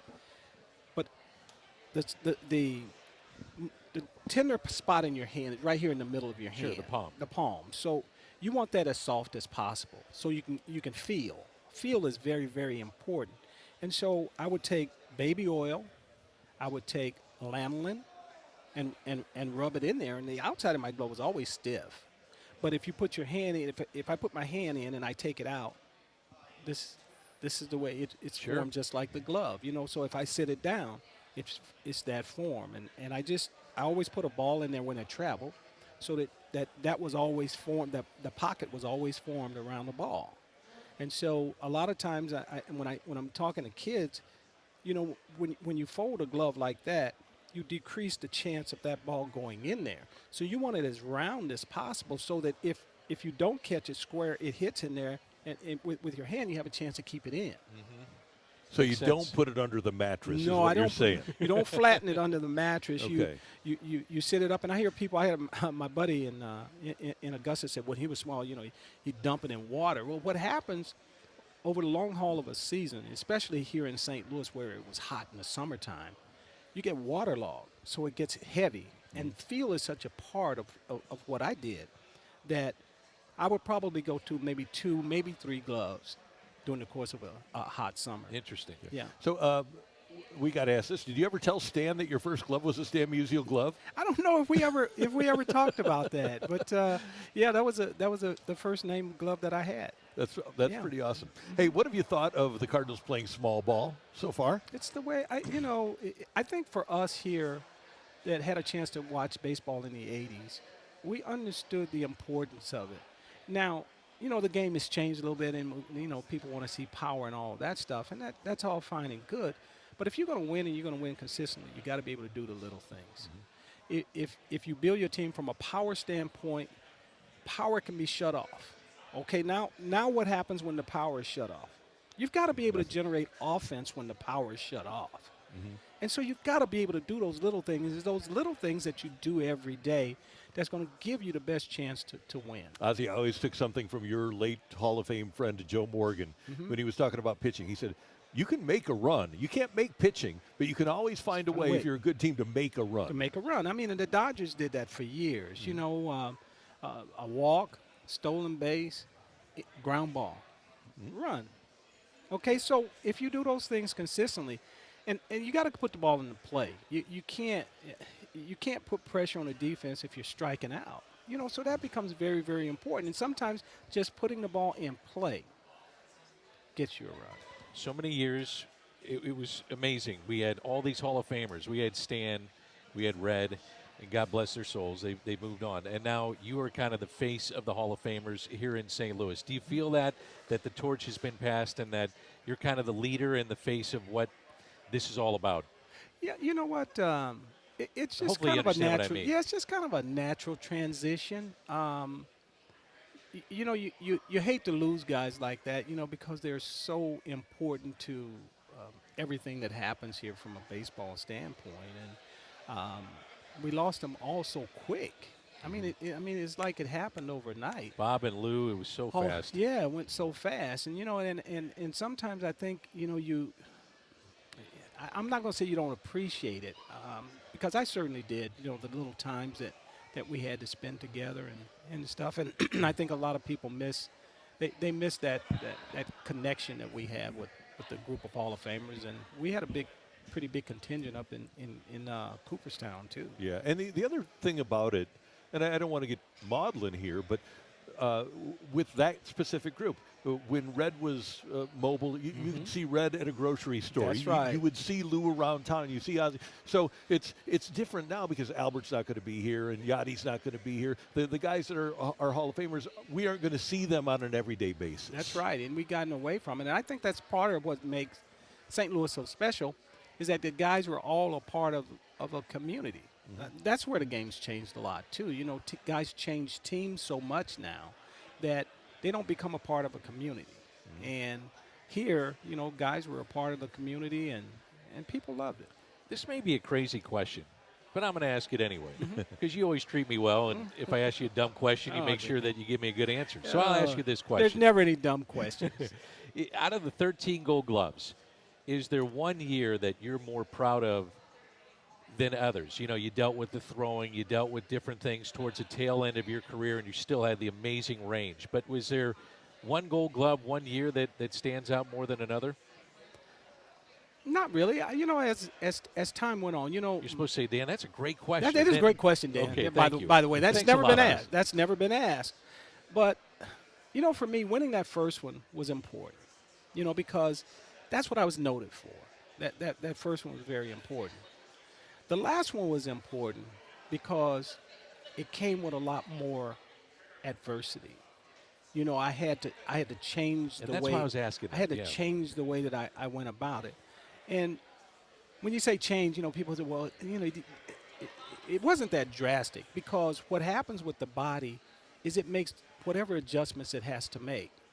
One of the things that I'm most proud of is the fact that I was still able to win Gold Gloves when I still had a torn rotator cuff. And I think that speaks to, you know, how the body changes and makes its adjustments. You know, I couldn't get up here. So everything had to be done down here, which is more of a natural way of throwing anyway. So it just kind of enhanced that ability to do that. You just strengthen that. And, you know, I learned all of the internal, external, sword in, sword out. It's all of those exercises and the work that had to be done day in and day out to be able to go out there and still perform, because people, when they pay their money, they expect to see a show. And I knew that, you know, there were many days that I knew I only had one long throw in me. So I had to keep myself in a position to hopefully be able to make that play that hopefully saves or win a game. I love that you say they pay their money to see a show. Yes. Who did you learn that from, or was that just something that you felt that's incumbent on me as a pro athlete? I'm a pro, man. Yep. If I'm a professional, then, you know, I got to conduct myself as a professional every day. And I tell people that winning is much more than getting a big hit or making a great play. Winning is being there psychologically for your team. You know, my being back there at 75 to 80%, psychologically for my pitching staff may be better than somebody else at 100. It's great. I was laughing because I was thinking, yeah, I'll play baseball with the rotator cuff, but then if it starts messing with my golf game, I'm going to have surgery. That's when I had surgery. It started messing with my golf game. I go, uh-oh, something's wrong here. So how is it doing? Oh, it's great now. So It's great. I'm fine now. You know, when I met Mackie Shilstone back in 1985 and I went down there and started working with him, you know, we started really working to protect the area and stuff, and finally had the surgery to get it shaved down, because, you know, the labrum and all that stuff was all like frizzy chicken. Sure. And so they just got that shaved down to where I could get back up here. And as you can see now, boy, I might be able to go out there and throw a little bit now. Not as hard, but I'm 70 years old. I've said it. If they put you out there for a few innings, they would not drop that much. I've watched you at fantasy camp. You can still pick it. You've got range. Somebody asked me the other day, they said, you know, if you were like playing today, you know, how would you be? I said, I'd probably be in the top 5, but hell, I'm 70 years old. Right. All right. That's awesome. Ozzie Smith is with us at the Rawlings Experience. Okay, a couple more things. Number one, there's an awesome mural. It's got Jeter and Jackie and Koufax and Reggie and Ripken and Trout and Mickey Mantle and Nolan Ryan. You've been in the Hall of Fame now for 22 years. Mm-hmm. When you went into the Hall of Fame and you're looking around, maybe the dinner before or whatever, was there one person where you said, wow, I am in the same club as that person? I'm going to tell you. I grew up in Los Angeles, and I had a chance to watch his mic ball slipping in. I had a chance to watch Koufax. I had a chance to watch Drysdale. And these were people that were on a pedestal, you know. And I'm at the Hall of Fame, and I look up. Here comes Sandy Koufax. And this was probably my second year. Mm-hmm. He wasn't there. I don't think he was there the first year. But here comes Sandy Koufax. He still looks great. And Wow. And that was really, he and Willie Mays, probably two of the guys that really, had an impact on me emotionally, you know, when you see them. Not that the other guys didn't, but these two guys here really stood out. It's amazing. It's Yeah, amazing. It is, yeah. I've always said, Ozzie, you were my hero, okay? So I get to embarrass you a little bit, Oh, as yeah. I always do. You You know what I'm do. about to You say. do. You get to meet your heroes, and sometimes they let you down. You have surpassed that. Well, thank you, Dan. And, you know, you're a good friend, man, and I appreciate it and love you. Love you too, buddy. You're awesome. One other quick thing here. If Victor Scott calls you today and says, Ozzie, I'm hitting 071, what would you recommend I do? What do you recommend that Victor Scott does here early in his career? Well, here again, it's all about being able to put the ball in play. You know, as long as you're putting the ball, he has a constant speed. Speed kills. So it starts with learning to be able to keep the ball in play. Keep the ball out of the air. Put the ball in play, because they know that if you get on, that could be a double. So the pressure's always on them. So now you just have to become that contact guy, and you start slow. Batting cage, you got to spend countless hours in the batting cage. It's just like golf now. You know, you're not going to be a good golfer if you don't hit balls. And it's not until after you hit 5,000 balls that it even start making any sense. You know, so you got to spend that time of putting the ball in play and having an understanding of what type of offensive player you're going to be, knowing that you're not a power guy. That's not my thing. So now I have to think of using the whole field. I can't.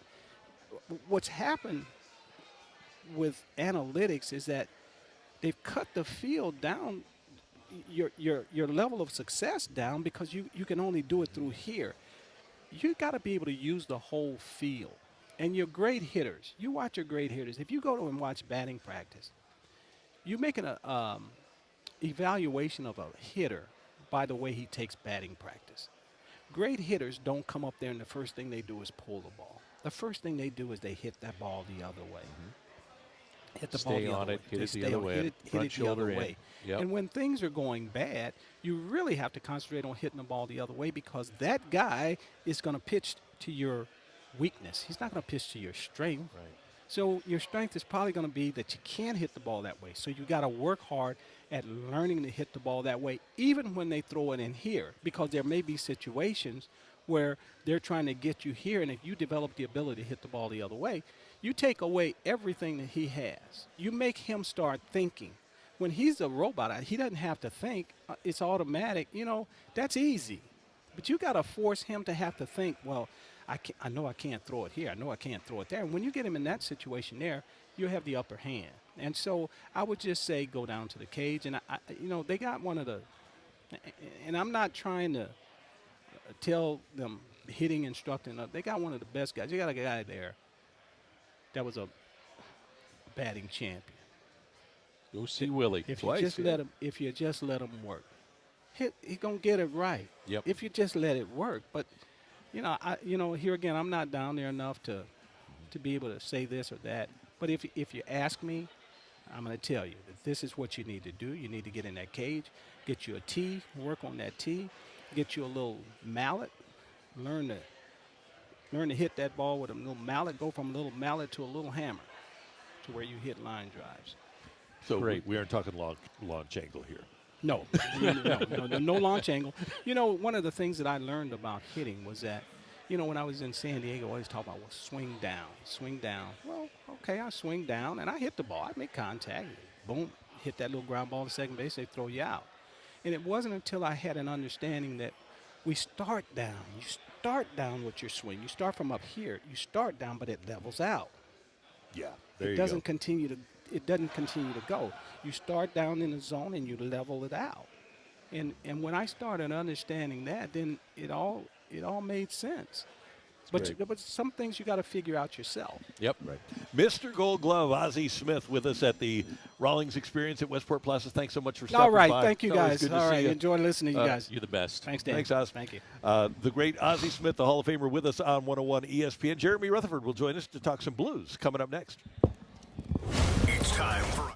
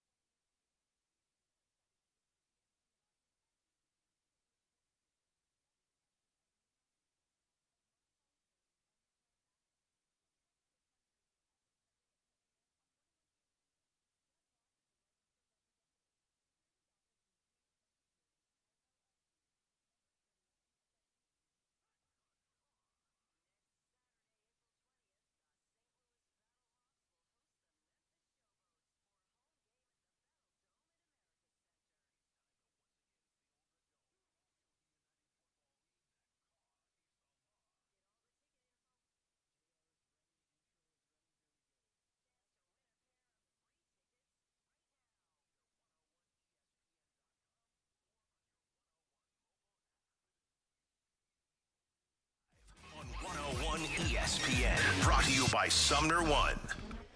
News, notes, and nuggets. It's time for the Rutherford Report with our Blues insider, Jeremy Rutherford. Brought to you by Scott Lee Heating Company, a proud Mitsubishi Electric Elite contractor.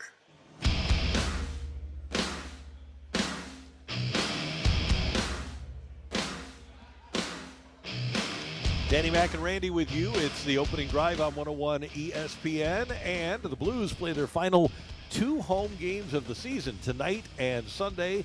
The Columbus Blue Jackets in town tonight, and then the Seattle Kraken on Sunday, I believe, is the case, if I'm not mistaken. I'm going tonight. I don't even know who they're playing. Hurricanes tonight. Carolina. You got Carolina tonight. It starts with a C, I know. Okay. You were just overwhelmed after the Ozzie interview. That was awesome. It was great. Jeremy Rutherford is with us now. JR, sorry for the delay. Never apologize. Rocchio sent me a text that said, "Hey, we're running late," and I text back, "It's freaking Ozzie Smith." Like, I grew up idolizing this guy. You're not the only one. So let's get into some hockey real quickly here, JR. Just as you approach the final handful of games here, if you're a Blues fan, hold your hat to something, playoffs, whatever it is. But what are you watching in these final handful of games? Yeah, just continue to watch this team try to be competitive. I know they have not been competitive on nights that we all remember. San Jose comes to mind, right, Dan? But I think that talking to Braden Shen a couple days ago, he said, listen, until we see eliminated next to our name in the standings, we're going to keep giving it our all. And I think that a week or two ago, myself included, did we expect the Blues still to be not mathematically eliminated in game number 80, 81? No, we didn't, and I think it could happen tonight if the Blues don't get a win here against Carolina, one of those teams that starts with a C. But I think that the fact that they're still here, game 80, not mathematically eliminated, I think speaks to the way they've been playing down the stretch here. And, JR, the Blues are 3 points behind Vegas, and Vegas has a game in hand. So let's just assume that Vegas wins that game in hand, and the Blues are 5 points out. What 6 points do you think will stick or should stick in the Blues' craw the most that they missed out on that could have gotten them into the playoffs? Well, I actually just filed an assignment to The Athletic, and it's not a full story. It's just a couple paragraphs that I contributed to a bigger story, but it's asking that exact question.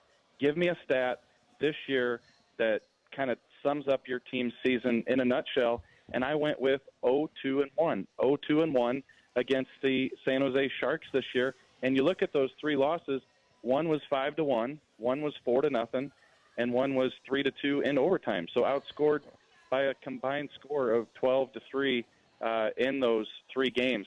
Also, you can't forget 2 losses to the Columbus Blue Jackets, and they did go 3-1 against the Blackhawks, but nonetheless a loss to Chicago. So if you add up those San Jose points, the losses, and you add up the 2 Columbus games and the Chicago loss, there's 11 potential points on the board. And you're not going to win them all. It's hockey. Teams can beat teams on any given night. But that's 11 potential points, and you're talking about 3 out. You get half of those, and you're in a playoff seat right now. And, JR, for me to answer that question, it's the 3 games before Berube got fired. It was the Vegas game here. They lost 6-3, and they seemed out of sorts. And then they lose at Columbus and Chicago, and then they lose against Detroit before they fire the coach. But to me, it was that time around Berube getting fired, and they just weren't playing for him. But, man, if you had those games back, you had those points back, they'd be in a playoff spot right now. Yeah, that was definitely a defining moment, and especially when you learn later that Doug Armstrong had been contemplating the coaching change for a couple weeks, 3 weeks prior to his dismissal of Craig Berube. Those losses that you just mentioned were definitely the nail right there. JR, I'm sure you've had a chance to read maybe some of the transcripts or listen or watch the interview with Joel Quenneville conducted by Andy Strickland, and much of it focused on his returning to the NHL. Just your impressions of the interview and where you think Joel may be next year if he gets clearance to come back to the NHL. Yeah, first of all, been working on this story kind of behind the scenes, and as of yesterday, nothing has changed with Joel Quenneville's reinstatement into the league. to coach again. Obviously, that just takes a decision by Gary Bettman, and things could happen quickly, once that were to happen. I thought it was a good interview by Andy. I think that he asked the questions that you're supposed to ask, and I think Joel gave as much information as he's probably going to give us. He didn't answer all the questions, but he answered as many as he could give us. He obviously wants to coach again. There are teams out there, Dan, who are interested in him. I'm curious to know if St. Louis is one of them. I believe that the Blues have had interest in the past, and depending on what decision they decide to go with Drew Bannister in terms of who's out there, is Joel Quenneville one of those options? I think you could see a scenario where there could be mutual interest between the two, because Joel wants to get back, and this could be, kind of a landing spot for him. So we'll see how that develops. But the bottom line is nothing's changed with his status with the league yet. But it looks like that day is going to come where they're going to make that decision one way or another on Joel Quenneville. Yeah, and it does lead me to the future Drew Bannister. What's your gut feeling as to whether or not the interim tag is pulled and he is the Blues head coach moving forward? Well, the one thing, and so I don't repeat kind of the answer that I've given you the past couple months on that, because I do think he's done a great job in terms of holding players accountable. The power play has been better. I think the competitiveness at times has been a lot better. But the one thing I'll add to the conversation here, Dan, is this. Doug Armstrong has had 5 coaches in his tenure, including Drew Bannister. Not that he's on any shaky ground, but you're going to have to get this coaching hire right. And does Doug Armstrong want to hang what could be his last coaching hire on a guy who has the lack of a resume or experience, and we're going into a retool here with Drew Bannister? Again, I can't stress enough what a great job Drew Bannister has done with what he's been given roster-wise, but I think Doug Armstrong, not because, he could potentially get let go in a year or two, but just because, he's not going to be here forever. And so if he's here 2 years, 3 years, 4 years, who does he want to hang his hat on as the coaching hire that he makes on the way out the door trying to get this thing right? Is it Drew Bannister, or does he feel like he needs to go for someone with more experience? And you talk about Joel Quenneville. If that's the option, obviously that's the most experience out there waiting for you. JR, how much value do you think the Blues have gotten out of playing the likes of Bolduc and Tyler Tucker and Dean and the young kids that have gotten the opportunity to play over the last week or so? You could minimize it, Randy, and just say, hey, it's a couple games. What's it going to do in the big picture in 2 years? Are they going to remember that these guys got an extra 6 or 7 games? I can tell you this. I was standing at Zach Bolduc's locker a couple nights ago after he had the 2-point game, and he had Jordan Kyrou kind of giving him the gear, saying, hey, first 2-point game in the league. Good job, bud. And you'd see Bolduc smile. Like, this means a lot to these players who are getting this opportunity, and especially a guy like Bolduc, who comes up, he plays a lot of third-line minutes, a little bit of fourth line, got put up in the press box as a healthy scratch 2 nights, and now he's on the top line with Robert Thomas, Braden Shen, taking passes from those guys and finishing off goals. This is what he wants to show the Blues, that he has that kind of skill level. So maybe it's only a couple games, but he goes into the offseason with a lot of confidence, and not only that, but he comes back in training camp, and they can actually look at Zachary Bolduc as a guy who could be in that top 6, top 9 next year. I think these games mean a lot more than we think they do. We talked about this yesterday, but there were some articles written about Binnington potentially being moved, and maybe he's not the future of the Blues. I thought that's insanity. I was like, are you kidding me? How could you move this guy? Am I wrong in that assessment? I don't think you're wrong at all. I'll say this. It's going to be hard to, you talk about a retool or a rebuild. It's just impossible to be in a rebuild when you have a goalie like Jordan Binnington making saves. So the other thing is this. There are a lot of goalies potentially out there available, whether it be Gibson in Anaheim, Allmark in Boston. And the other thing is we've seen a trend the past couple of years where they're going to the tandems and they're not paying the guys the $6, $7, $8, $9 million to be their guy because they want to go with the tandems. So if there is a little bit of a flood on the market with 3, 4, 5 goalies available, are the Blues really going to get what fans and some media, myself included, think that you could get for a Jordan Binnington? I don't know that the return, even though we think it would be great, is going to be as good as we think it is. because there's other goalies out there available, and teams aren't just going to commit to one guy. So if that's the case, and you're not going to get some great return that's going to help you in this retool, then I don't see a reason to move Jordan Binnington. So I know where you're coming from, Dan, in terms of he's the backbone of this team. I agree with you. I think there's other reasons you don't make that deal as well. JR, one last thing before we let you go. Back in 1946, Clarence Campbell was named the president of the National Hockey League. He served as the league's president for 31 years. If he had been the one to suspend Joel Quenneville, would Q call him up and say, when do I get clearance, Clarence?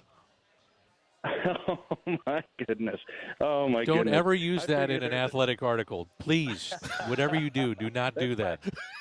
That's awful. That's my lead for tomorrow. I'm all, hey, as I turned 49 last week, I'm all about the dad jokes. I use them every time on my daughter. I'm going to break it out.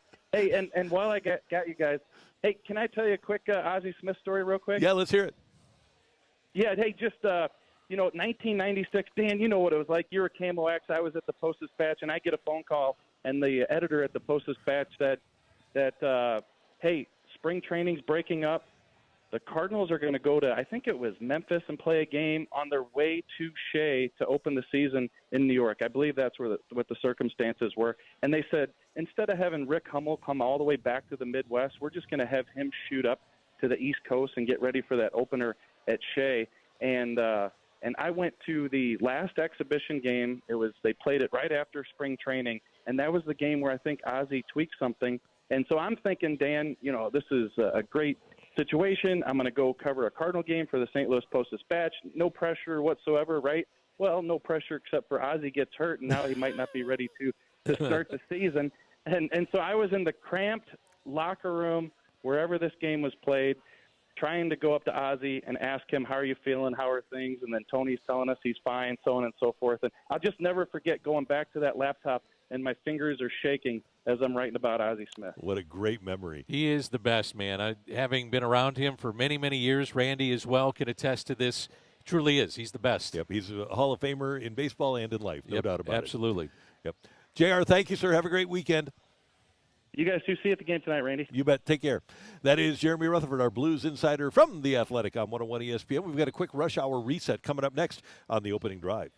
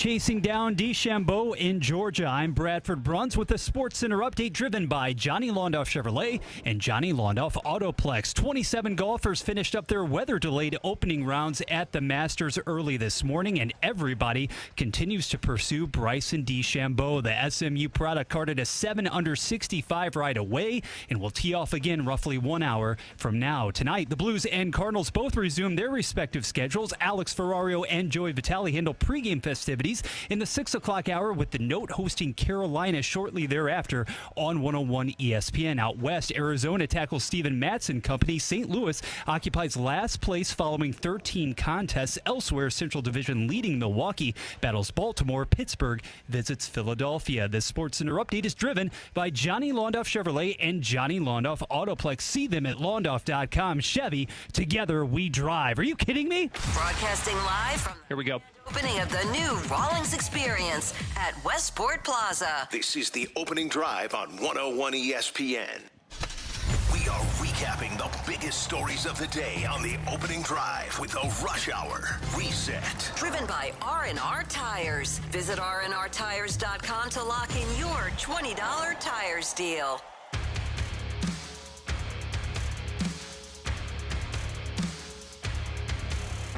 Dan, Matthew, and Randy, it is the opening drive on 101 ESPN. As Bradford Bruns told you, Bryson DeChambeau still in first place at the Masters as they get ready for the second round. Tiger Woods with a bogey on 18 to finish his first round at 1 over and 8 shots off the pace, Daniel. So Bryson DeChambeau is the 210th ranked golfer in the world golf rankings. Now, that's ridiculous.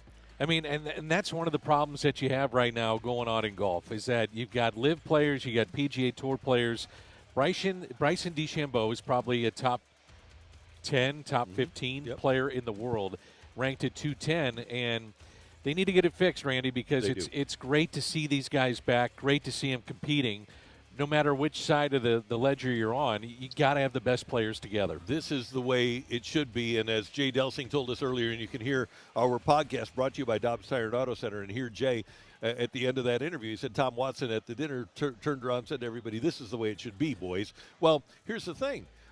I don't blame the people that run the official world golf rankings because it really is an apples to Cadillacs comparison when you're trying to compare LIV to the PGA Tour. It's 54 holes. Yeah. It's an exhibition. That's what LIV is right now. Yeah. It's an exhibition. Team golf, it's not head-to-head. There's not and they do have their head-to-head, but we don't know how what players' approach is. One thing with the PGA Tour, you are a player with an approach, and that's to win for yourself. And and the different courses, too. You watch LIV golf. I've seen a little bit of it. I think that they would let me on some of those LIV courses. They don't look like PGA Tour courses. They do not. Now, I don't know if it's because there's no crowd and the grandstands aren't there. Maybe that's part of it. I'm sure it is. And guys are in shorts, and it just doesn't look as official maybe as we're used to. I think that's part of it, too. But you got to get these main guys back together.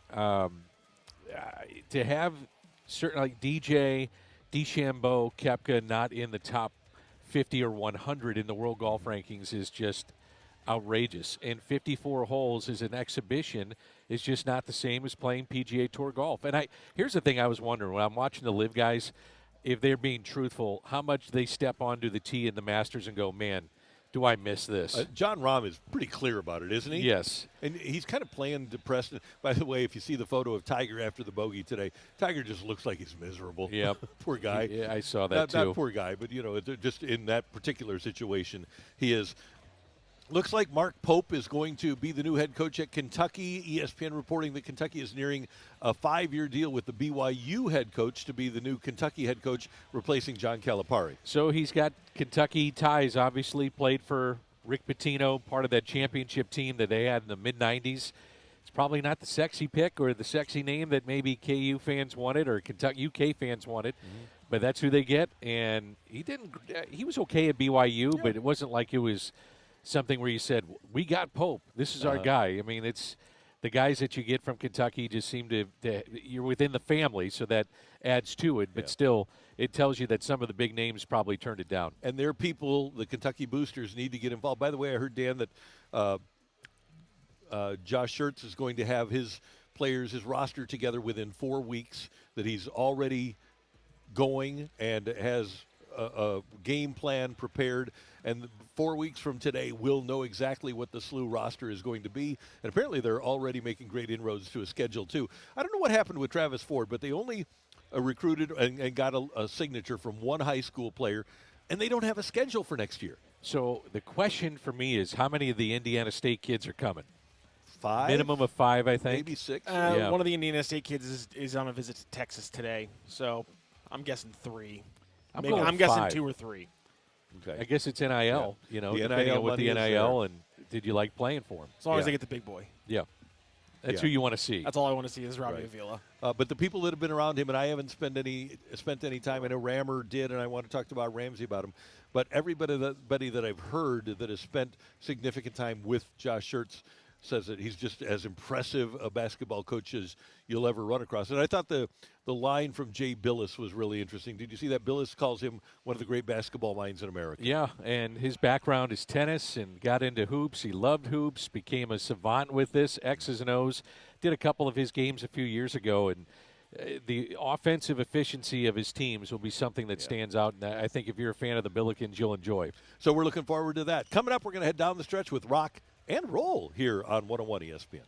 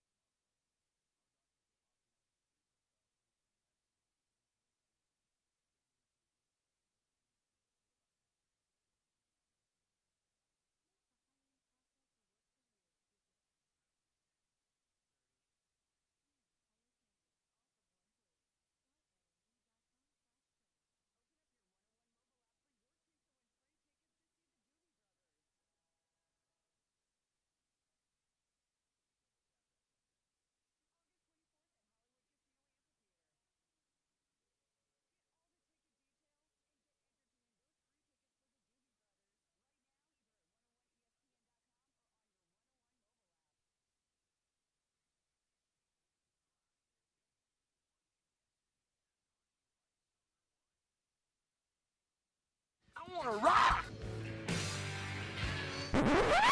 And roll.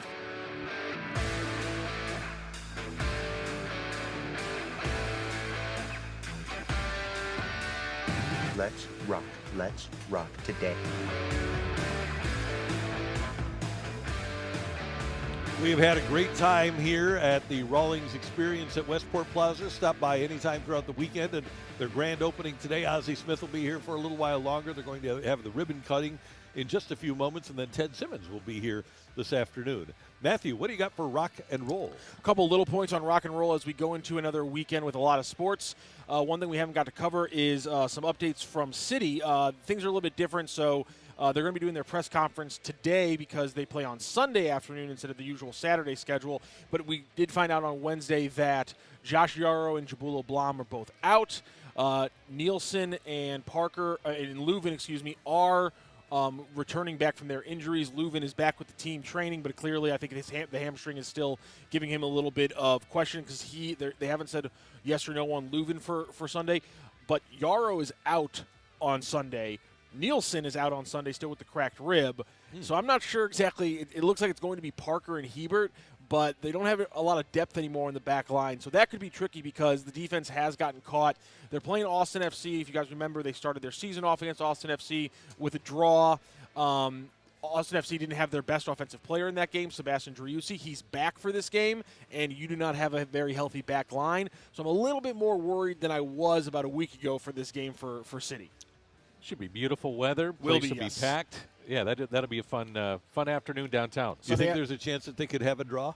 I think there's a very good chance they have a draw. Easy, but Randy. Honestly, at this point, I'm just hoping they don't lose this one 2-1 because I'm just worried about the back line. The defense been a little bit sketchy. Here's the thing about sarcastic, Randy, is that it is sarcasm, but yet very true. He's real. And I wanted to throw this one other thing out to it too. I ran across this when I was doing some research for the Masters, and I hate giving credit to Darren Rovell, but he has a website called Collect. It's spelled CLLCT, and he pushed me onto this story I had not seen, which is that you can mail in 2 items per household to Jack Nicklaus, and he will sign it for 100% free. Wow. He has a goal that he wants to sign at least 1 item for every American before he dies. And so his household has been keeping track of every address they get and every name they get since 2013. And he essentially says you can send him 2 items from every household in America, and he will sign it and send it back as long as it's not inappropriate or a golf ball, because he says he can't get a good enough signature on a golf ball anymore because of the size. So you can send in things to Jack Nicklaus, and he'll send them back to you signed. I had no idea. That's pretty cool. His signature is clean, yes, too. It's very legible. I have asked him to sign for me through Jay Delsing, and Jay has sent some flags down for my golf tournament, and sure enough, so if you have they come back and away you go. If you have a flag from a golf tournament or something, you can actually just go online, go through his foundation, send him in, and he'll get it right back signed by Jack Nicklaus, no cost or anything like that. I think that's so amazing. Order a Masters flag. There you go, exactly. Yeah, that's and then a good get play. that one signed. Yeah, that's a really good play. I was trying to think of what I have in my house right now, but I don't think I have anything that I have multiple tons of club head covers, but nothing that I think would be appropriate for him to sign. And a Masters flag would probably be the best way to go. Apparently there's a couple hundred of those on eBay almost every day. Apparently about $600, $800. Would he personalize it like to Randy? I don't think so. I think it's because I think he goes into the office once every couple months and bangs out a couple hundred. Johnny Manziel style. Yeah, exactly. And so but legal. Except Johnny got paid more, apparently. yeah, Johnny got paid too. You're right. Yeah, exactly. So, well, that's cool. So, where do people find the address? Do you know? You can just Google Jack Nicklaus autographs, and there's a lot of different ways to find the address. Good. Well, let's do it. I wish Tiger would start doing that. I've gotten a couple things signed by Tiger for my golf tournament. Pretty cool. Oh yeah, Thanks Tiger. to Jay Delsing. Tiger's a lot harder. A Masters flag signed by Tiger goes for $5,000 or $6,000 on eBay. Wow, that's great. Hey, thanks to you, sir. Great job as always. Pleasure. Thanks to our friends here at the Rawlings Experience. Stop by Westport Plaza. It's not the Westport that you remember. It looks completely different. There's green space out in the middle. They're going to start parties on the plaza again, adding a couple of restaurants, an Italian restaurant, and then another themed restaurant here. And you've still got all the old classics. You've got the Drunken Fish. You've got the Kobe Steakhouse here. You've still got train wreck, so you've got all kinds of great food and drink here at Westport Plaza. So stop by, and the hotels are great. So it's a great place to hang out for a weekend too. Westport Social, always packed. Yeah. A lot of fun. It's fantastic. Dan, great working with you as always. You too, buddy. Have Thanks. a great weekend. That is Danny Mac. I'm Randy. We thank you for tuning in, texting in, and being a part of the show. And for all of us, don't just have a great weekend. Have an American weekend.